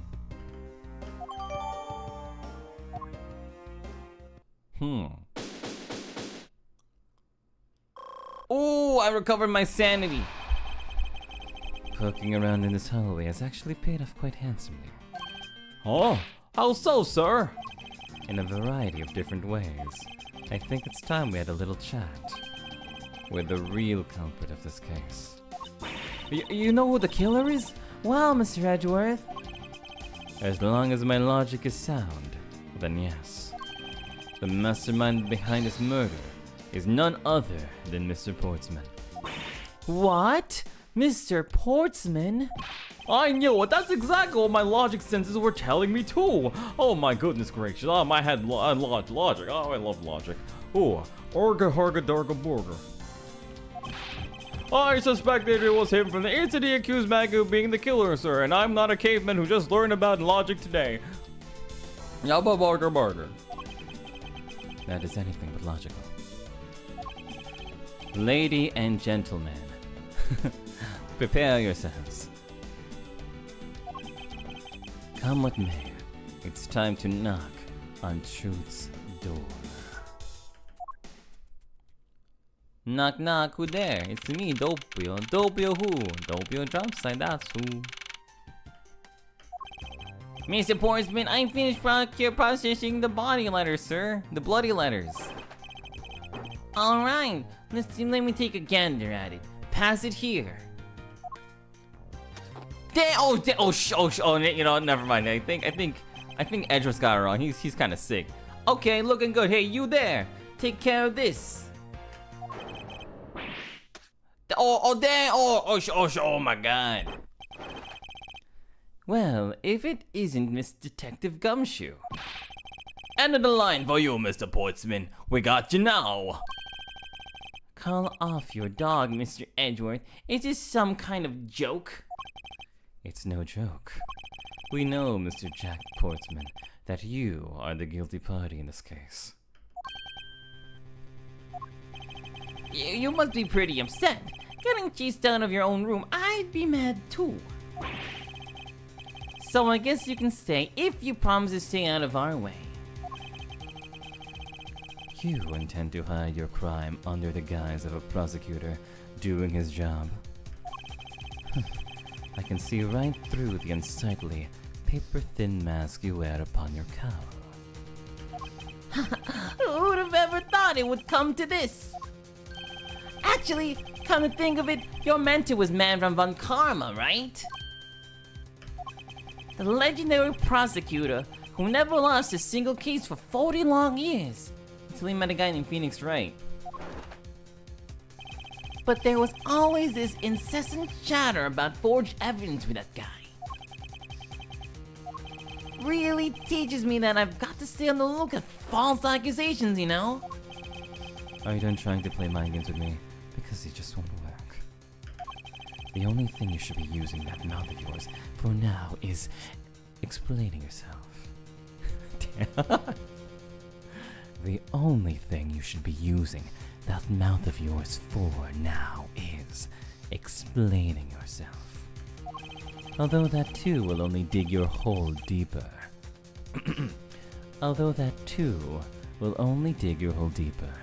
Either way, your game is up. Well, aren't we full of yourselves? Even though you have yet to prove anything.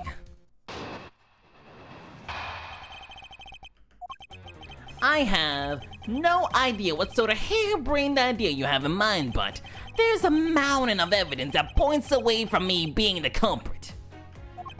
Besides, how may I ask you propose I unlocked your door and got in here? Look, I feel bad for doing this to you, but I've got work to do. So we're done here.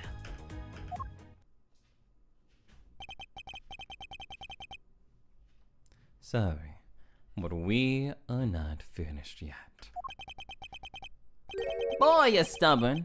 I suppose you're basing your accusations on something. I'll show you what I'm basing my accusations on with evidence.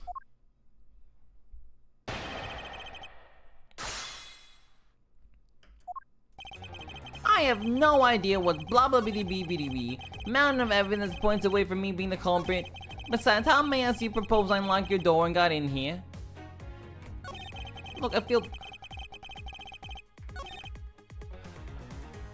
We know this. He used the master key. No, I know what it is.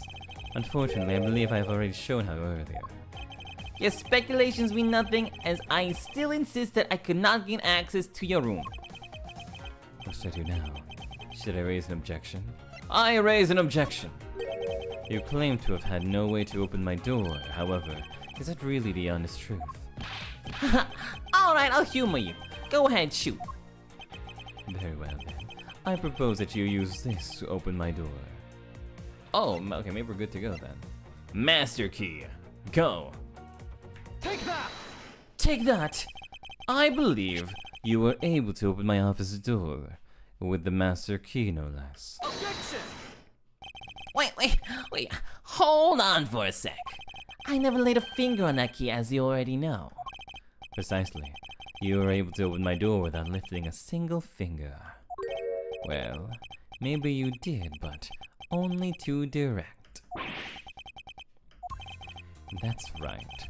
You used your finger to direct this person to open my door with the key. Take that! Take that!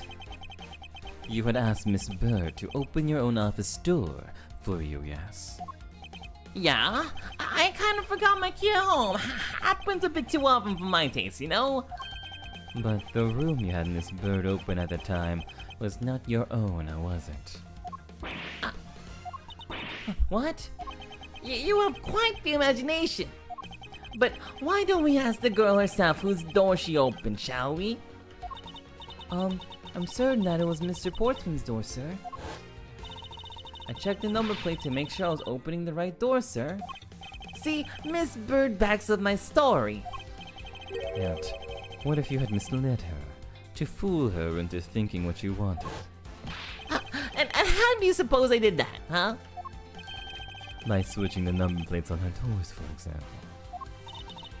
That's right, they do slide out pretty easily.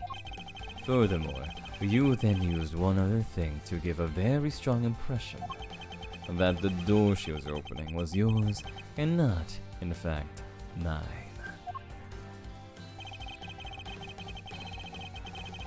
What did Mr. Portsman use? He used basketball. Take that! What? The basketball hoop, sir? It's quite the peculiar fixture at any hallway, let alone a hallway in this building. Which is why it left an unusually strong impression on you. It's an object perfectly suited to sit just outside the office of a peculiar prosecutor. Gwa! That's very true, sir. Because there was a basketball hoop sitting there, I thought the door I was opening had to be Mr. Portsman's. There are signs that the hoop had been moved. To sit it in front of my office, to be sure. I see. So that's how you throw suspicion on people. Thanks for the tip. But I think your conjecture is a little off the racetrack. Man, I love Uma Musume. No, you're just spouting nonsense. I had the girl open my office door. After that, I was in my room the entire time. You don't have a single reason to suspect me. So he intends to claim his innocence to the end, does he? He was not. He was not. He actually was not. He was not, unless he left the letter down on the floor. I'm as pure and innocent as my jacket. And Miss Bird is a dirty. You just can't call someone dirty. And Miss Bird is as dirty and guilty as a jacket she wears. My jacket's not dirty, I'll have you know. I just washed it yesterday. Please calm down, for I intend to show who is the one truly covered in slime.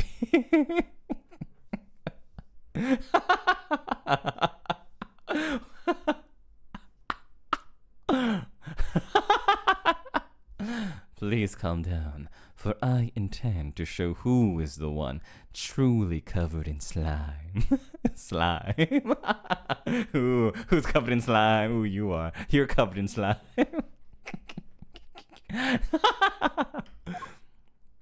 Ooh, you're the one covered in... Oh, look at him, he's covered in slime. He's covered in slime.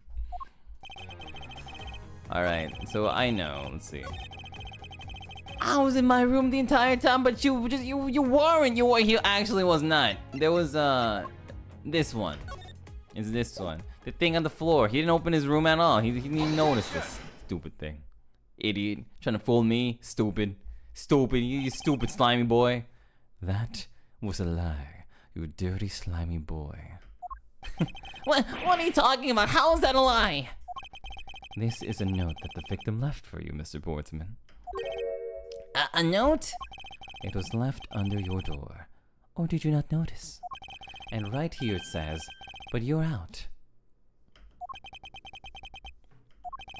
You were not in your room when the victim came to call on you. So then, where were you?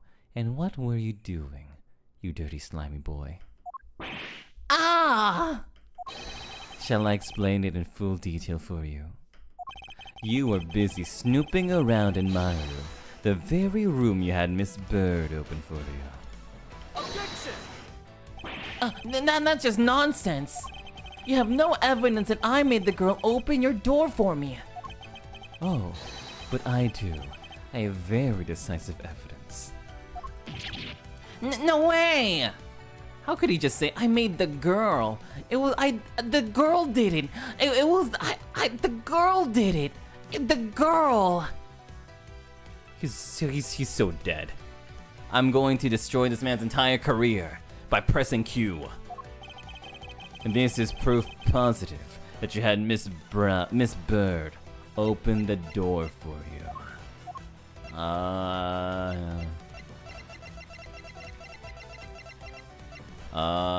It has to be. It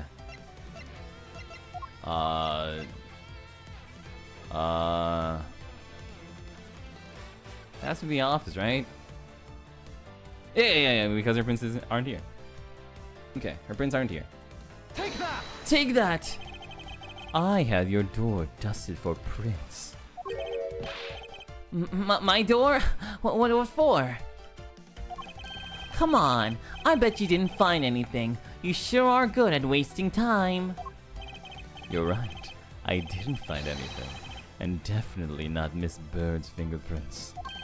Her prints? Well, what do they have to do with anything? Let's put it this way. If she really was the one who opened your door, then her prints should naturally be on the doorknob she touched. Ack! Further, all of the prints on my office door's knob has been fully cleaned off. I can only assume it's because Miss Bird's fingerprints were on it. Don't you think it's time you gave up your charade? We know you stole into my office with the intent of stealing something from me. And Detective Faith found you out. Possibly because he heard sounds coming from a room whose occupant was on leave. Mr. Portsman, you killed Mr. Faith to silence him. And I had the misfortune to return when I did. You had to threaten me as you escaped. As I said when you had the gun to my back, no one gets away with committing murder in my office, especially when they are a dirty slimy boy like you. Ooh, dirty slime, ooh, you're dirty slimy. Ooh, dirty slimy, dirty slimy, dirty slimy, ooh, dirty slimy boy.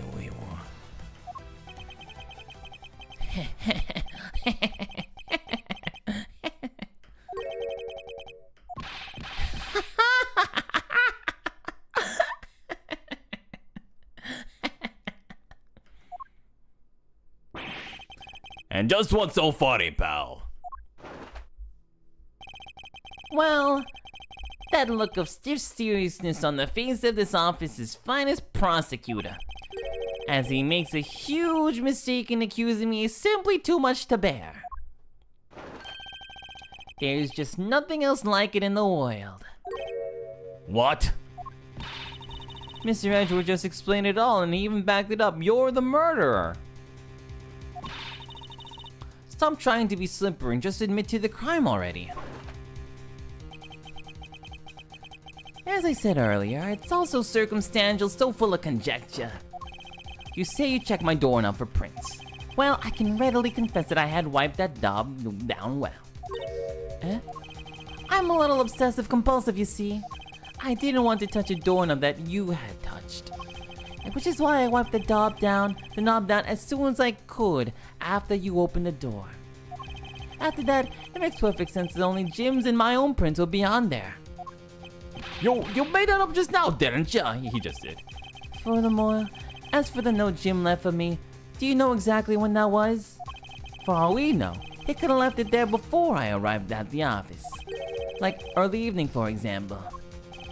Are you saying you failed to notice a note in your doorway?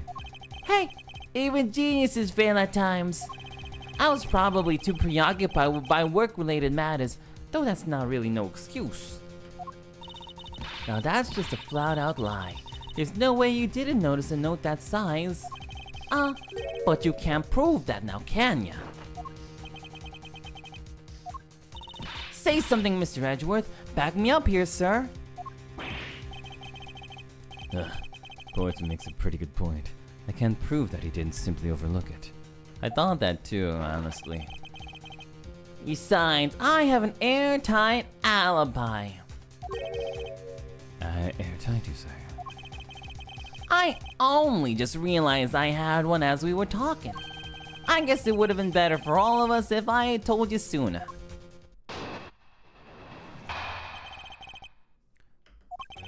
Memory serves, you came back to this office at around 2 AM, correct? And it was then that you had the unfortunate confrontation at gunpoint with the culprit. But at exactly that time I was down in criminal affairs. I was having a criminal affairs. Ask around, I'm sure the other detectives will corroborate my story. It's the perfect alibi. I don't know anything about what he's talking about. Do you really think it's that perfect? Like I said, I don't care. Ask around all you like. You'll see for yourself. Detective Gumshoe.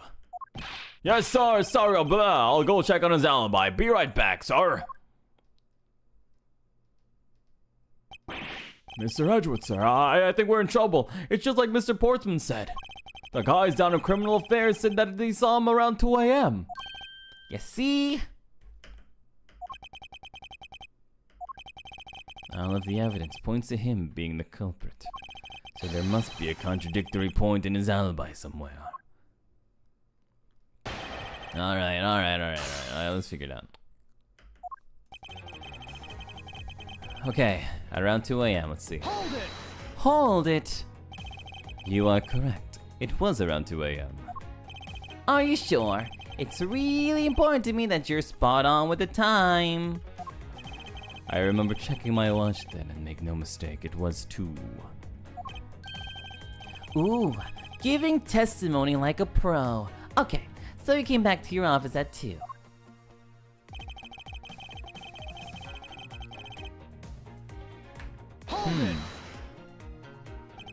It is as you say, however.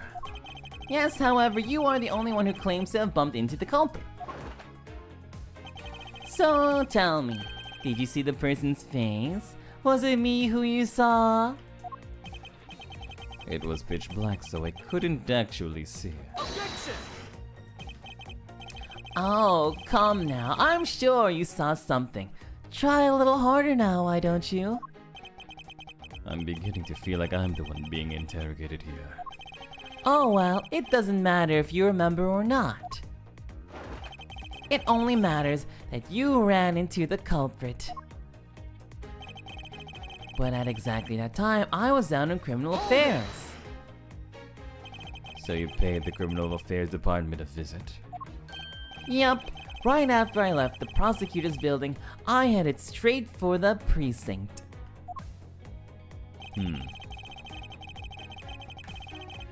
Hold it! Well, we did go and ask around to confirm your testimony. And it was just like I said, right? Yes, sir. A number of detectives said that they saw you at around that time. See, I have the perfect alibi. That's the ace I had up my sleeve. Ugh. Impossible! Impossible! He actually does have the perfect alibi. What's wrong? Why the sudden look on your face? Can't you say anything back, Mr. Edgeworth? I think we've reached the end of the line and it's time to get off this crazy train. You there. Sir? Please escort the young lady out, but remember, be gentle. Maggie! Detective Gumshoe! No! I'm being escorted! Is there nothing I can do? There must be a way to turn the situation around. Ooh, the turnabout. It's gonna be turnabout time. Turnabout time. If only I had a clue. Did I miss something that can help me cast doubt on his alibi? I need to calmly think this through. One more time. And with logic. Logic. It's gonna be with logic. Logic. Okay. Let's see. Let's see. The culprit rearranged my files twice, once before and once after the murder. Why? Another handgun. Ooh. Okay, well, could he have gone to criminal affairs to get another gun?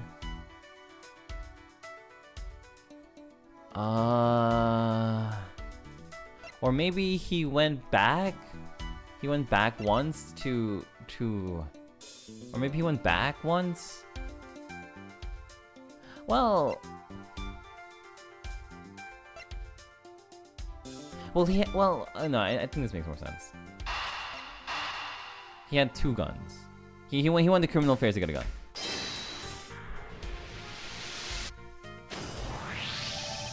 There were 2 bullets left at the scene of the crime. One that robbed Mr. Faith of his life. And one that nearly robbed me of my jacket.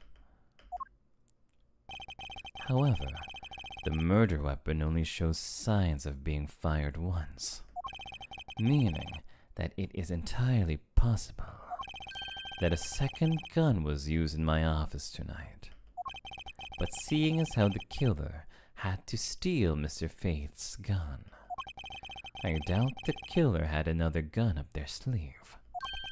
Therefore, the second gun could have been the property of an entirely different person, which could mean that there was another person who paid a visit. Oh, really?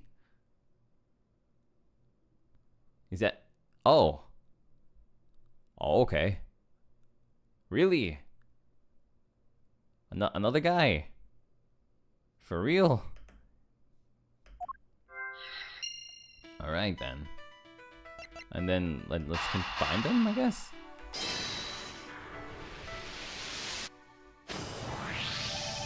Supposing there was yet another visitor tonight, that would also resolve the issue of why my shells were upended twice. We know that the shells were disturbed once before and once after the murder. So it shouldn't be much of a stretch to think that it was the work of two different people. Once by the person who stole the victim's gun and then killed him with it, and once again after the murder by our second culprit. Who was the owner of the second gun? If we suppose that the second culprit's gun was the one that was pointed at my back. Oh, he hit him one of the he hit him with the 2002 objection. Oh my god. He hit him with the 2002 objection. Dang. Mr. Portsman, it seems that I need to amend my assumptions regarding this case. Great. So you finally came to your senses. Mr. Edgeworth!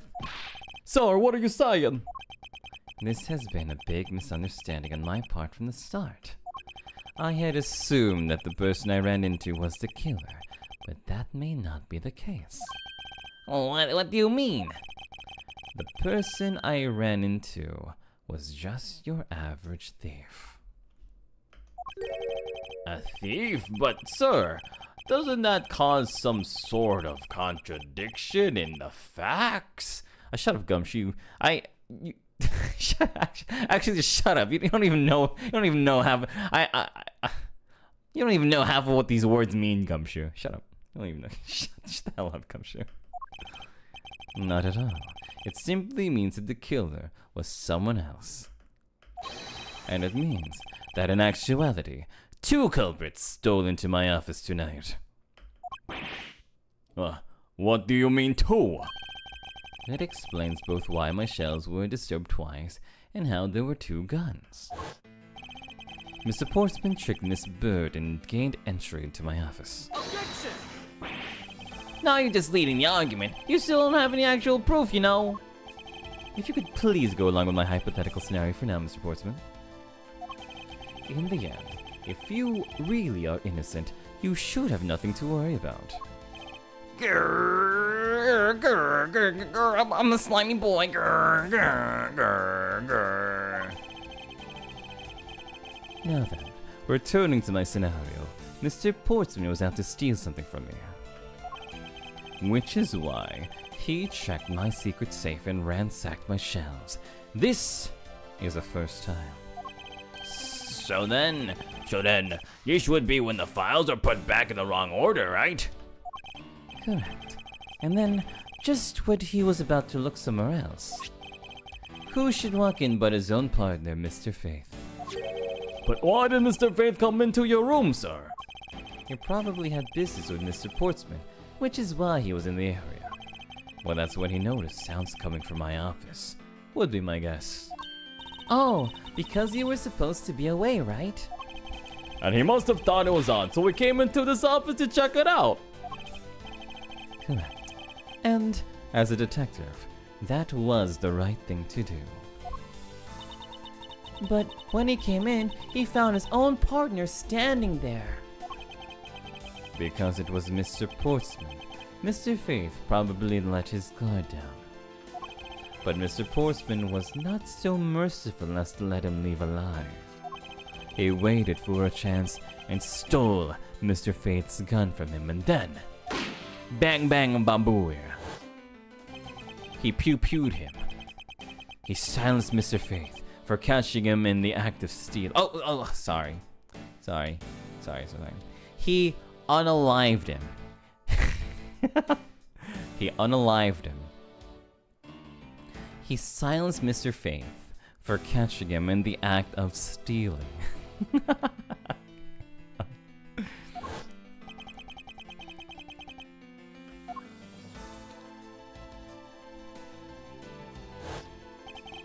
This was the moment in which the first shot was fired, the one that landed in my files. So family friendly, yeah. We love murder. I mean, shoot, what's like the family friendly version of murder?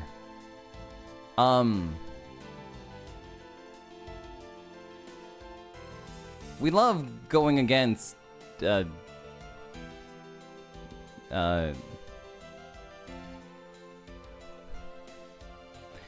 We love increasing our KD.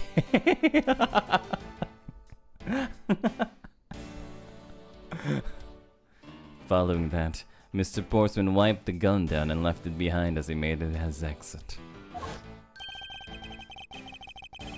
He could afford to do that because he had also left the fake dying message behind. You're such a complicated troublemaker, you know that? Well, if things were as simple as that, then all would be solved. However, there was yet another visitor to my room, and this is where it gets complicated. There was another?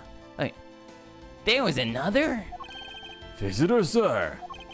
Yes, and this other person's objective was also to steal something from me.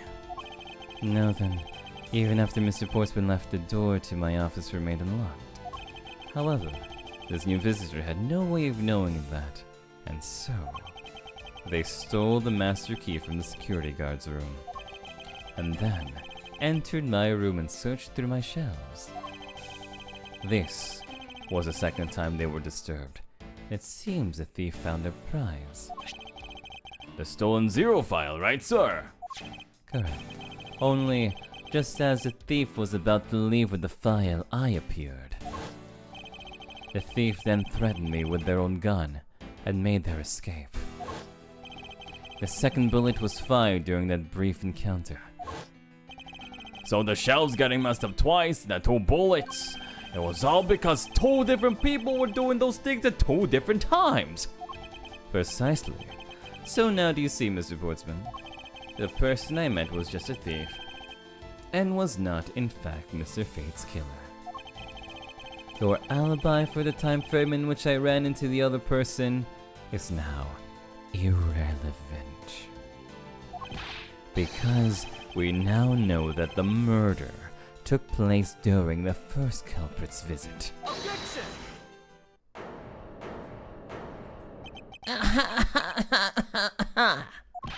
What's so funny, pal? Absolutely splendid. Your scenario explains everything. Oh, of course it does. It's Mr. Edgeworth after all.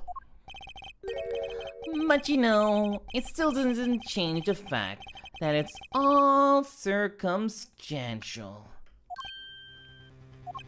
Supposing if, and it's a big if, your theory is right. It would indeed render my alibi, which has withstood scrutiny, mind you, irrelevant. But there is still one defining point of your argument for which you have no evidence.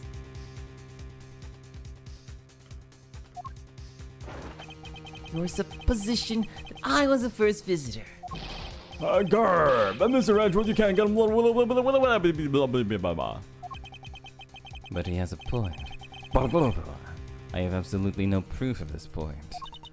Don't say that, sir. I don't believe this. Don't worry, Maggie, I'll do something if I must. You know something?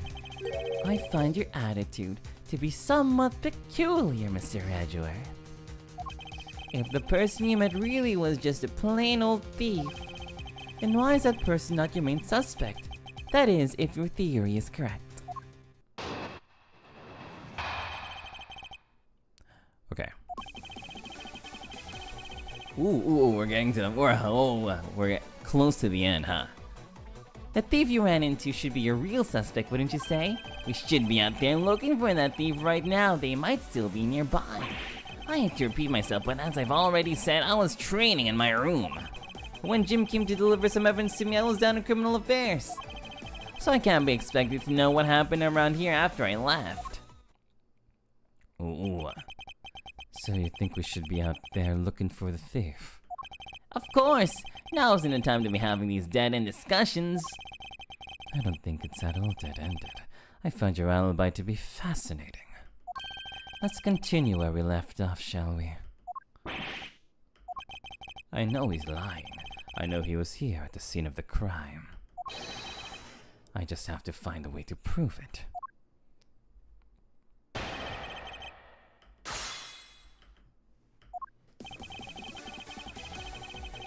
Nah, we don't need to press this one.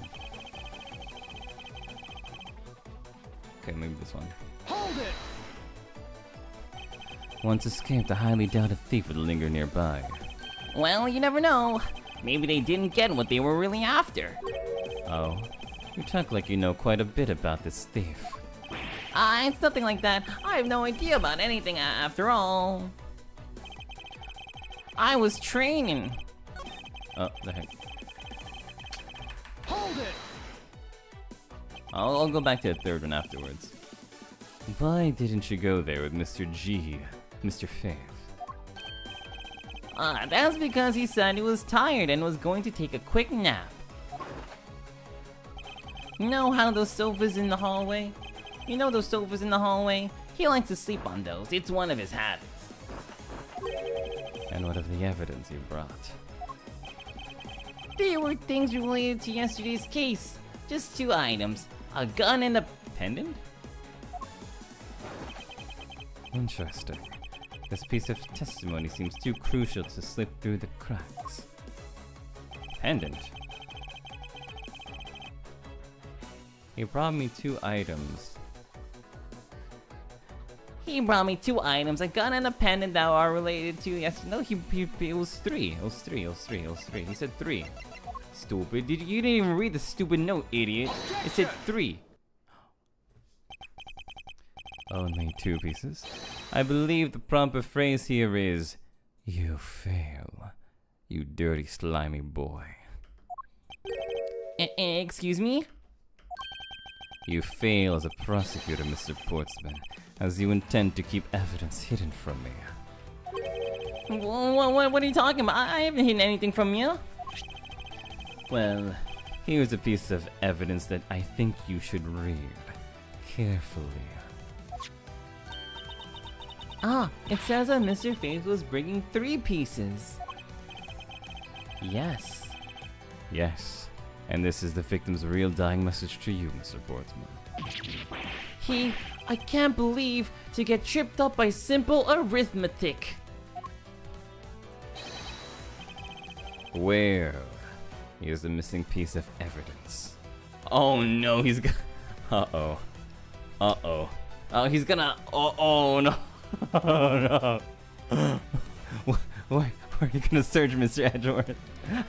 How far are you going to be searching, Mr. Edgeworth?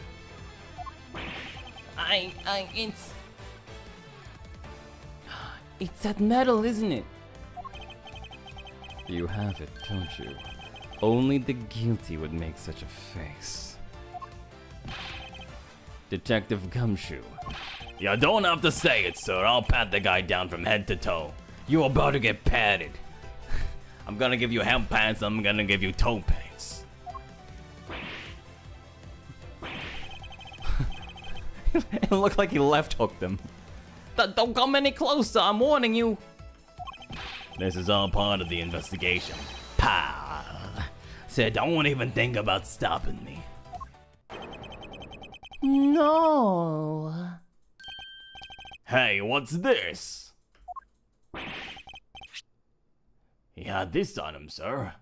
It looks like one of those, the save discs thingies. Despite what you said, it would appear that you do have something to hide. Well, why would he hide something like that? There's only one reason. There's only one reason why anyone would want to hide evidence of this caliber. Because it would unequivocally point to that person himself as the real killer.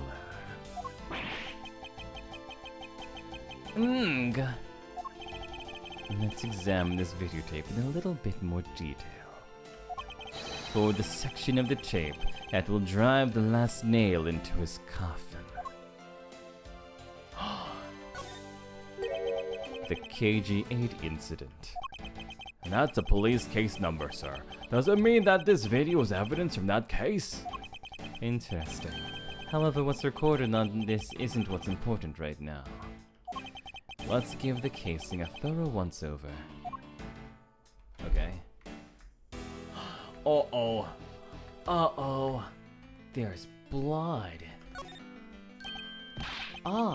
That's blood, isn't it? Yes. Yes, and I believe this is what the good prosecutor was trying to hide from us. This blood is still fresh. How do you know, Mr. Edgeworth? Is he a vampire? He's like, yes, this is some fresh blood. Yes. You mean this might be Detective Fate's blood? No, no, no, no, no. No, you've got it all wrong. No amount of denial can save you. We have but to run a blood test to find the truth. You told us that you had received evidence from the victim earlier. Now you will tell us when and how did the victim's blood find its way onto this video? Yeah, it's totally suspicious. Was it at the moment of his death? Did Detective Faith have this videotape on his personage when you've killed him? You know very well that there's no way to prove that. Not even if we were to examine this tape for fingerprints. Gna. If I had to take a guess, I'd say that the only ones on here would belong to the murderous you and Mr. Faith. No, impossible. I'm Oh, he ate it. Oh. I think he choked on it and died. Kuga the Lord at 10:10 a.m. JSG said, "Yes, step on him." Kuga, I hate to break it to you, but there isn't really a stepping mechanic in this game. At least so far. I'll let you know though. I'll let you know if you find a steppies mechanic. I'll let you know. Mr. Portsman has been placed on the arrest for the murder of Detective Buddy Fate, sir. Very good. And the results we got back from the lab techs on the tape turned out to be real solid, sir. The blood work came back and it was definitely Mr. Fate's blood on there. And as a bonus, they were also able to lift a few of Mr. Fate's fingerprints as well. Thank you so very much, Mr. Edgeworth. I still can't believe I got to see your cool deduction skills outside the courtroom. I'm impressed beyond words, sir. It was nothing. I'm just sorry you got caught up in a murder in my office. Please accept my apologies. Oh damn, did you see that? Ooh. Dang. Dang, the way that he did that. Dang, like, oh my god, look at his posture right now. Hold on, I have to do this really quickly. Hold on, where is it? Look at the way he's doing this. I'll zoom in a little bit closer. Ojo-sama, it's time to go to bed.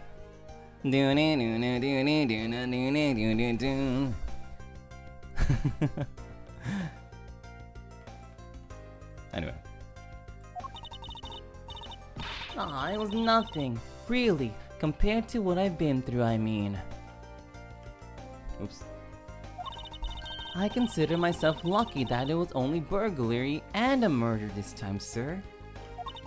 If it had been a hold-up or a hostage situation, I'd have thrown my hands up in the air, because I just don't care. I think I'm finally rising up from a goddess of misfortune to just an unlucky person. Something tells me we should have hired a different person for security detail. Caitlin Jane says, "What about what did the other thief take from Edgeworth? They took the case files."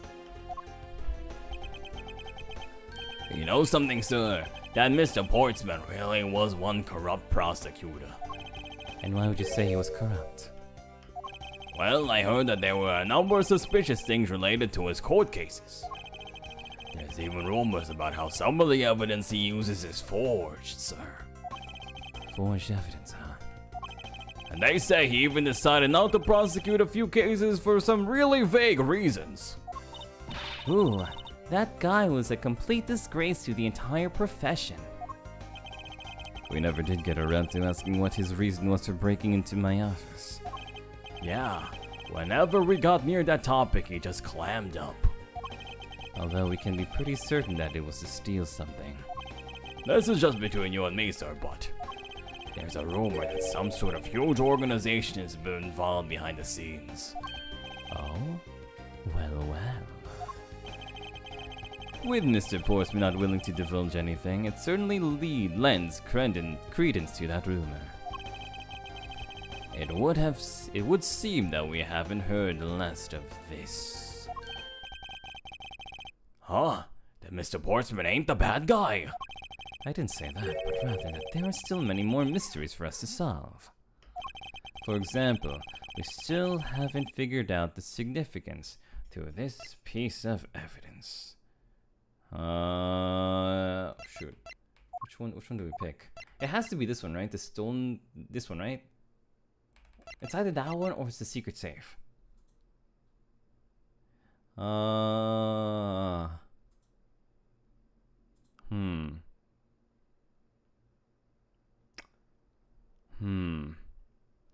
Shoot, I always hate this because it's like that. It feels like it's that one part of the game, of like the Phoenix Wright games, where like at the end you have like one chance to get like the good ending, and if you don't get the good ending, then you have to do the entire case again. Like I remember the first case with Larry, and how I got the last part wrong, and I was like, I have to do the entire thing again. I have to do the entire thing again. I have to do the entire thing. Okay, but I don't think that the secret safe matters too much. I think this is a little bit more interesting. Take that! The person who stole this file, the other villain of the night. Yeah, I wonder who it was. And what happened to the stolen pages? I wonder, who in the world was it that held me up at gunpoint? Mr. Edgeworth, sir. Yes? I came across this while I was processing your office earlier, sir. This card. Ooh, that's pretty cool. What is it, sir? Is that a Boyd or something on there? It kind of looks like a chicken. It's not just any bird. It's the mark of the raven. A three-legged raven. Even you should know what this is, Detective. Oh, it's about that thing, ain't it? The great thief everyone's been talking about. Yes, it is the mark of the great thief, Yatagarasu. Under the mark of a legendary bird, under the mark of the legendary bird, the Yatagarasu. Under the mark of the legendary bird, the Yatagarasu was noble to the end, a modern Robin Hood. Labeled mysterious and phantom-like, the Yatagarasu appears and vanishes at will. Although we don't know much about this thief's ultimate goal, we do know the targets. The Yatagarasu likes to find and make public evidence of corrupt dealings of all sorts. The theft is always performed in silence and always with perfection.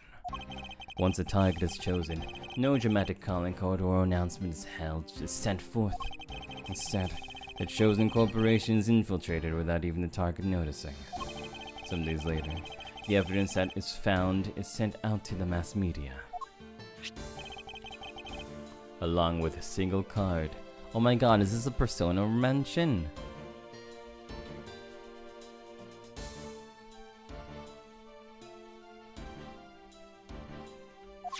Although, it has been a while since the Yatakarasu's last appearance. Hey, Mr. Edgeworth, look, something's written on the back. It's gonna say, Alba Knox is here, ha ha he he, Zomboid. What? Let me see. It's the location of where the thief put all the stolen files. So the person who stole the contents of the file was the Yatagarasu. Yatagarasu. Organization. Quite a few keywords are popping up in this mystery. The murder in my office. The return of the great thief Yatagarasu. Looking back, I can't say I didn't see these events coming, for they were heralded by the incidents that began to occur 2 days ago. The end! Alright, and that's the end of case 1. So, what we're going to do, like I mentioned earlier, we're going to do a case every single day we play this game. So, I believe that there are, I don't know, like 8, 9 cases. So, we'll be playing this game like once for, you know, like once every time. We'll do 1 case each time. I think that's kind of cool. But, you know, let's do that on the next episode of blah blah blah blah blah blah blah. Oh, so there's 5. Okay, so there's 5. There's 5 in this one. There's 5 in this one. So maybe 10? Maybe 10. Okay, let's see. What's on tomorrow's episode? Because we're gonna play this game tomorrow. On tomorrow's episode. On Turnabout Airlines.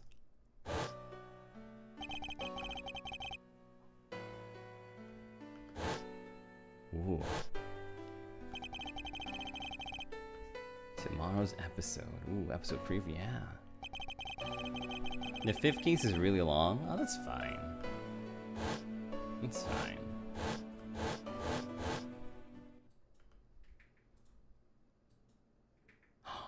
He got shot! Oh, never mind.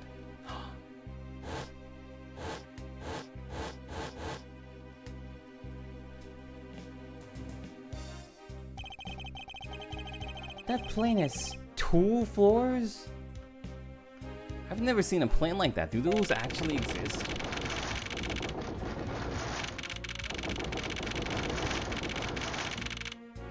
Do those actually exist?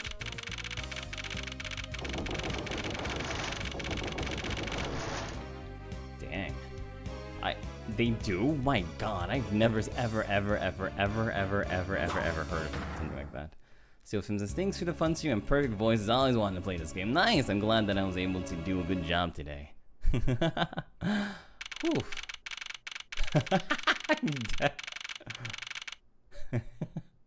I guess this is how we'll begin next episode. Miles Edgeworth laying on the floor. Okay, either he was hit on the head and he was knocked down, or he had a really good night the night before.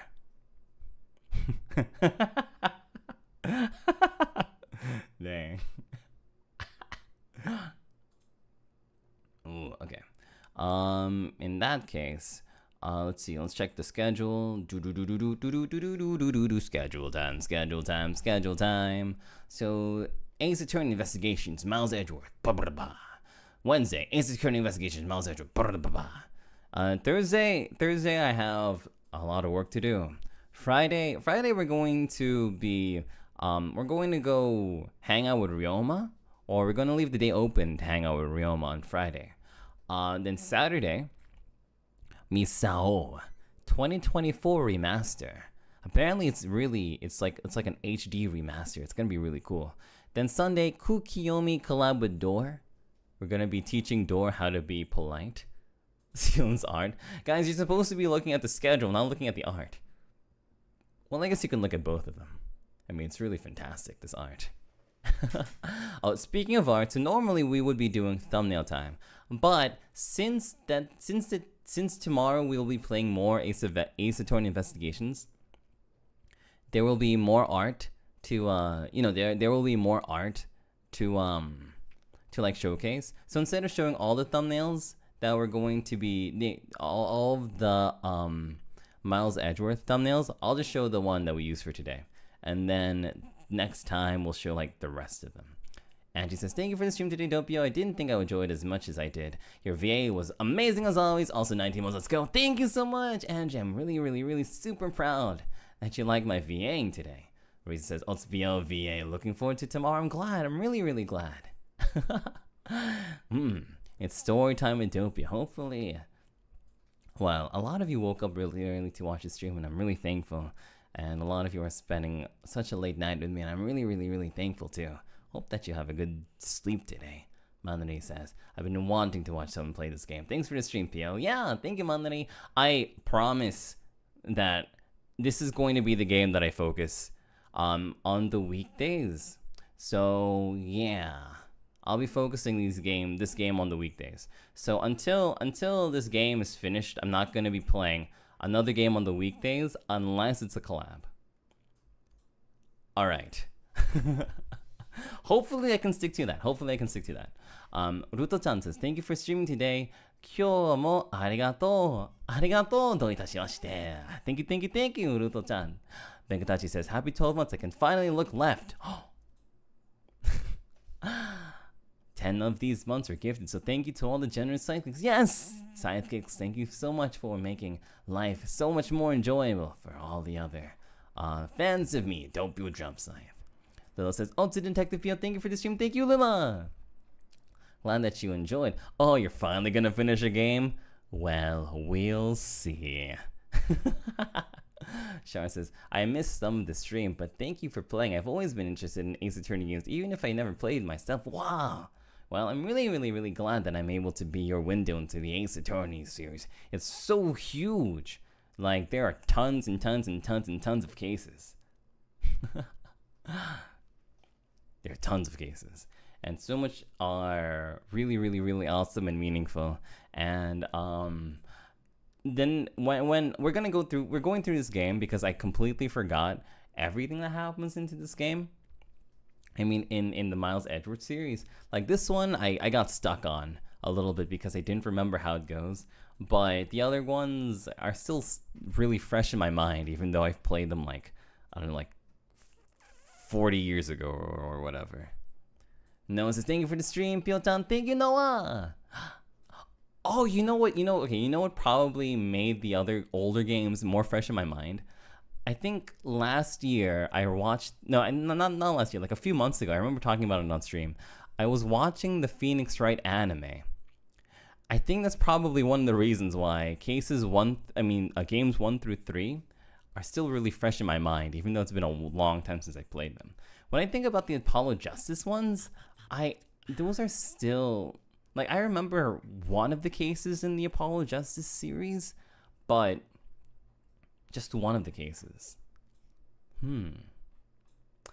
Maybe we should go through them eventually. Noah says, thank you for the stream, Pio-chan. Thank you, Noah. Poyo-chan says, otsu Pio, otsu, arigato. Thank you. Poyo-chan, thank you for the gift as well. Haruto says, otsu Pio, thank you for the stream, and your VA is awesome, especially to Portman. You really made me hate that character even more. Your VA++ love, and I'm glad. Sometimes I even forget that I have these voice acting muscles that I can flex and make you guys proud of. Mame-san, thank you, Mame-san. Appreciate you always, Mame-san. Thank you. He's sweet with a gift. Thank you, he's sweet. Thank you so much, sincerely. Okay, so art for today.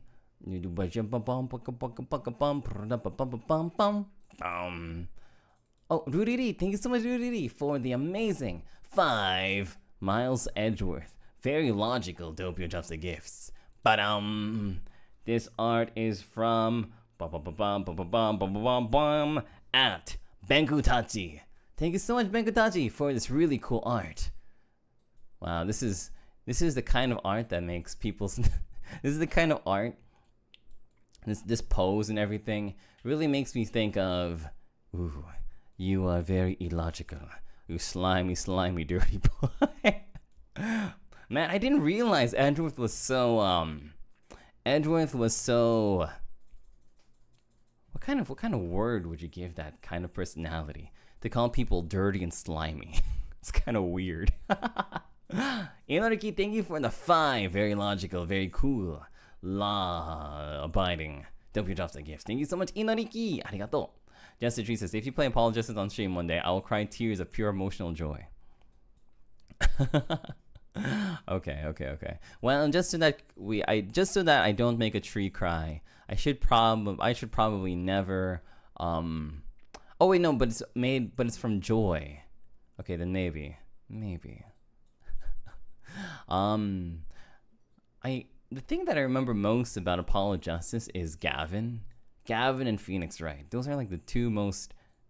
Gavin, Phoenix Wright, and Trucy. Yeah. Mavis says, Otspio, I had some fun today. Can't wait for tomorrow's stream. Hehe, lob lob. Thank you so much for the lob and for everything, Mavis. Thank you. Matcha Bone with the gift. Thank you, Matcha. Thank you so much sincerely. But cry is good for plant. You're right. The abs on the schedule are so distracting.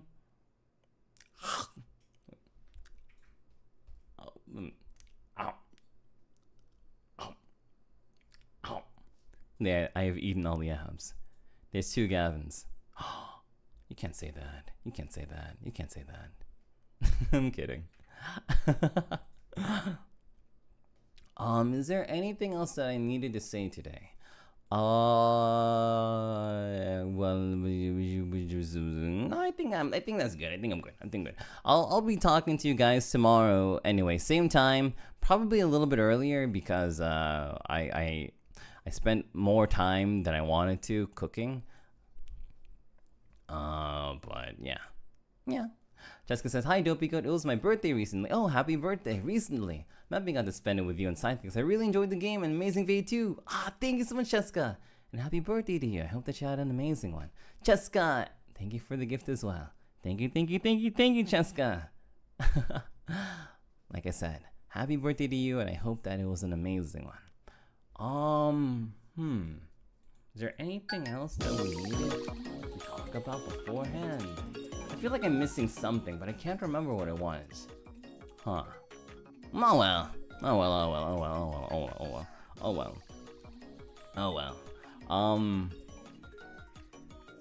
I'll see you soon.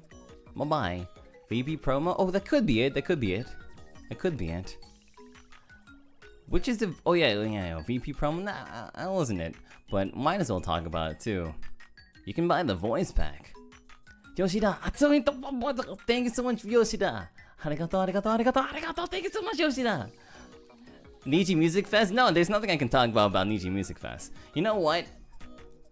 I mean, No. I can't talk anything about Niji Music Fest. They didn't announce anything, right? No, nobody announced nothing about Niji Music Fest. Though, I guess it is a little bit suspicious about how I'm always recording every single week. But that's just but that's normal, right? It's not suspicious at all. It's not suspicious at all that that every single week I keep recording on my schedule. But who knows what I'm recording, right? Sahara Kanaya says, Otsukare-sama. Thank you. Arigato. So yeah, not sus at all. Not sus at all that I'm recording on Thursday. And I spent hours recording Monday. And some hours recording earlier today too. It's nothing about that. Sona says, Otsuyo, thank you so much, Sona. Anyway, yeah, you're right. You're absolutely right. I can't go one stream without teasing Sidekicks about something. Okay, so like I said, tomorrow we go play more game. Buy voice pack. Voice pack is really good. I was reading a lot of the hashtag DoppioVP comments on Twitter, and a lot of you were saying, "Oh my God, it's my new favorite voice pack. It's so cute and wholesome, and the doggy." Wait, can I talk about the doggy? No, I can't talk about the doggy. Also, the EX is really good though. The EX is really good.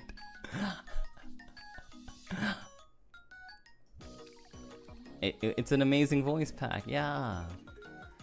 Japanese version arimasen. Gomen ne. But the voice pack that I'm recording now, actually, like when I click end stream, I'm going to be recording a voice pack, and that one has Japanese in it.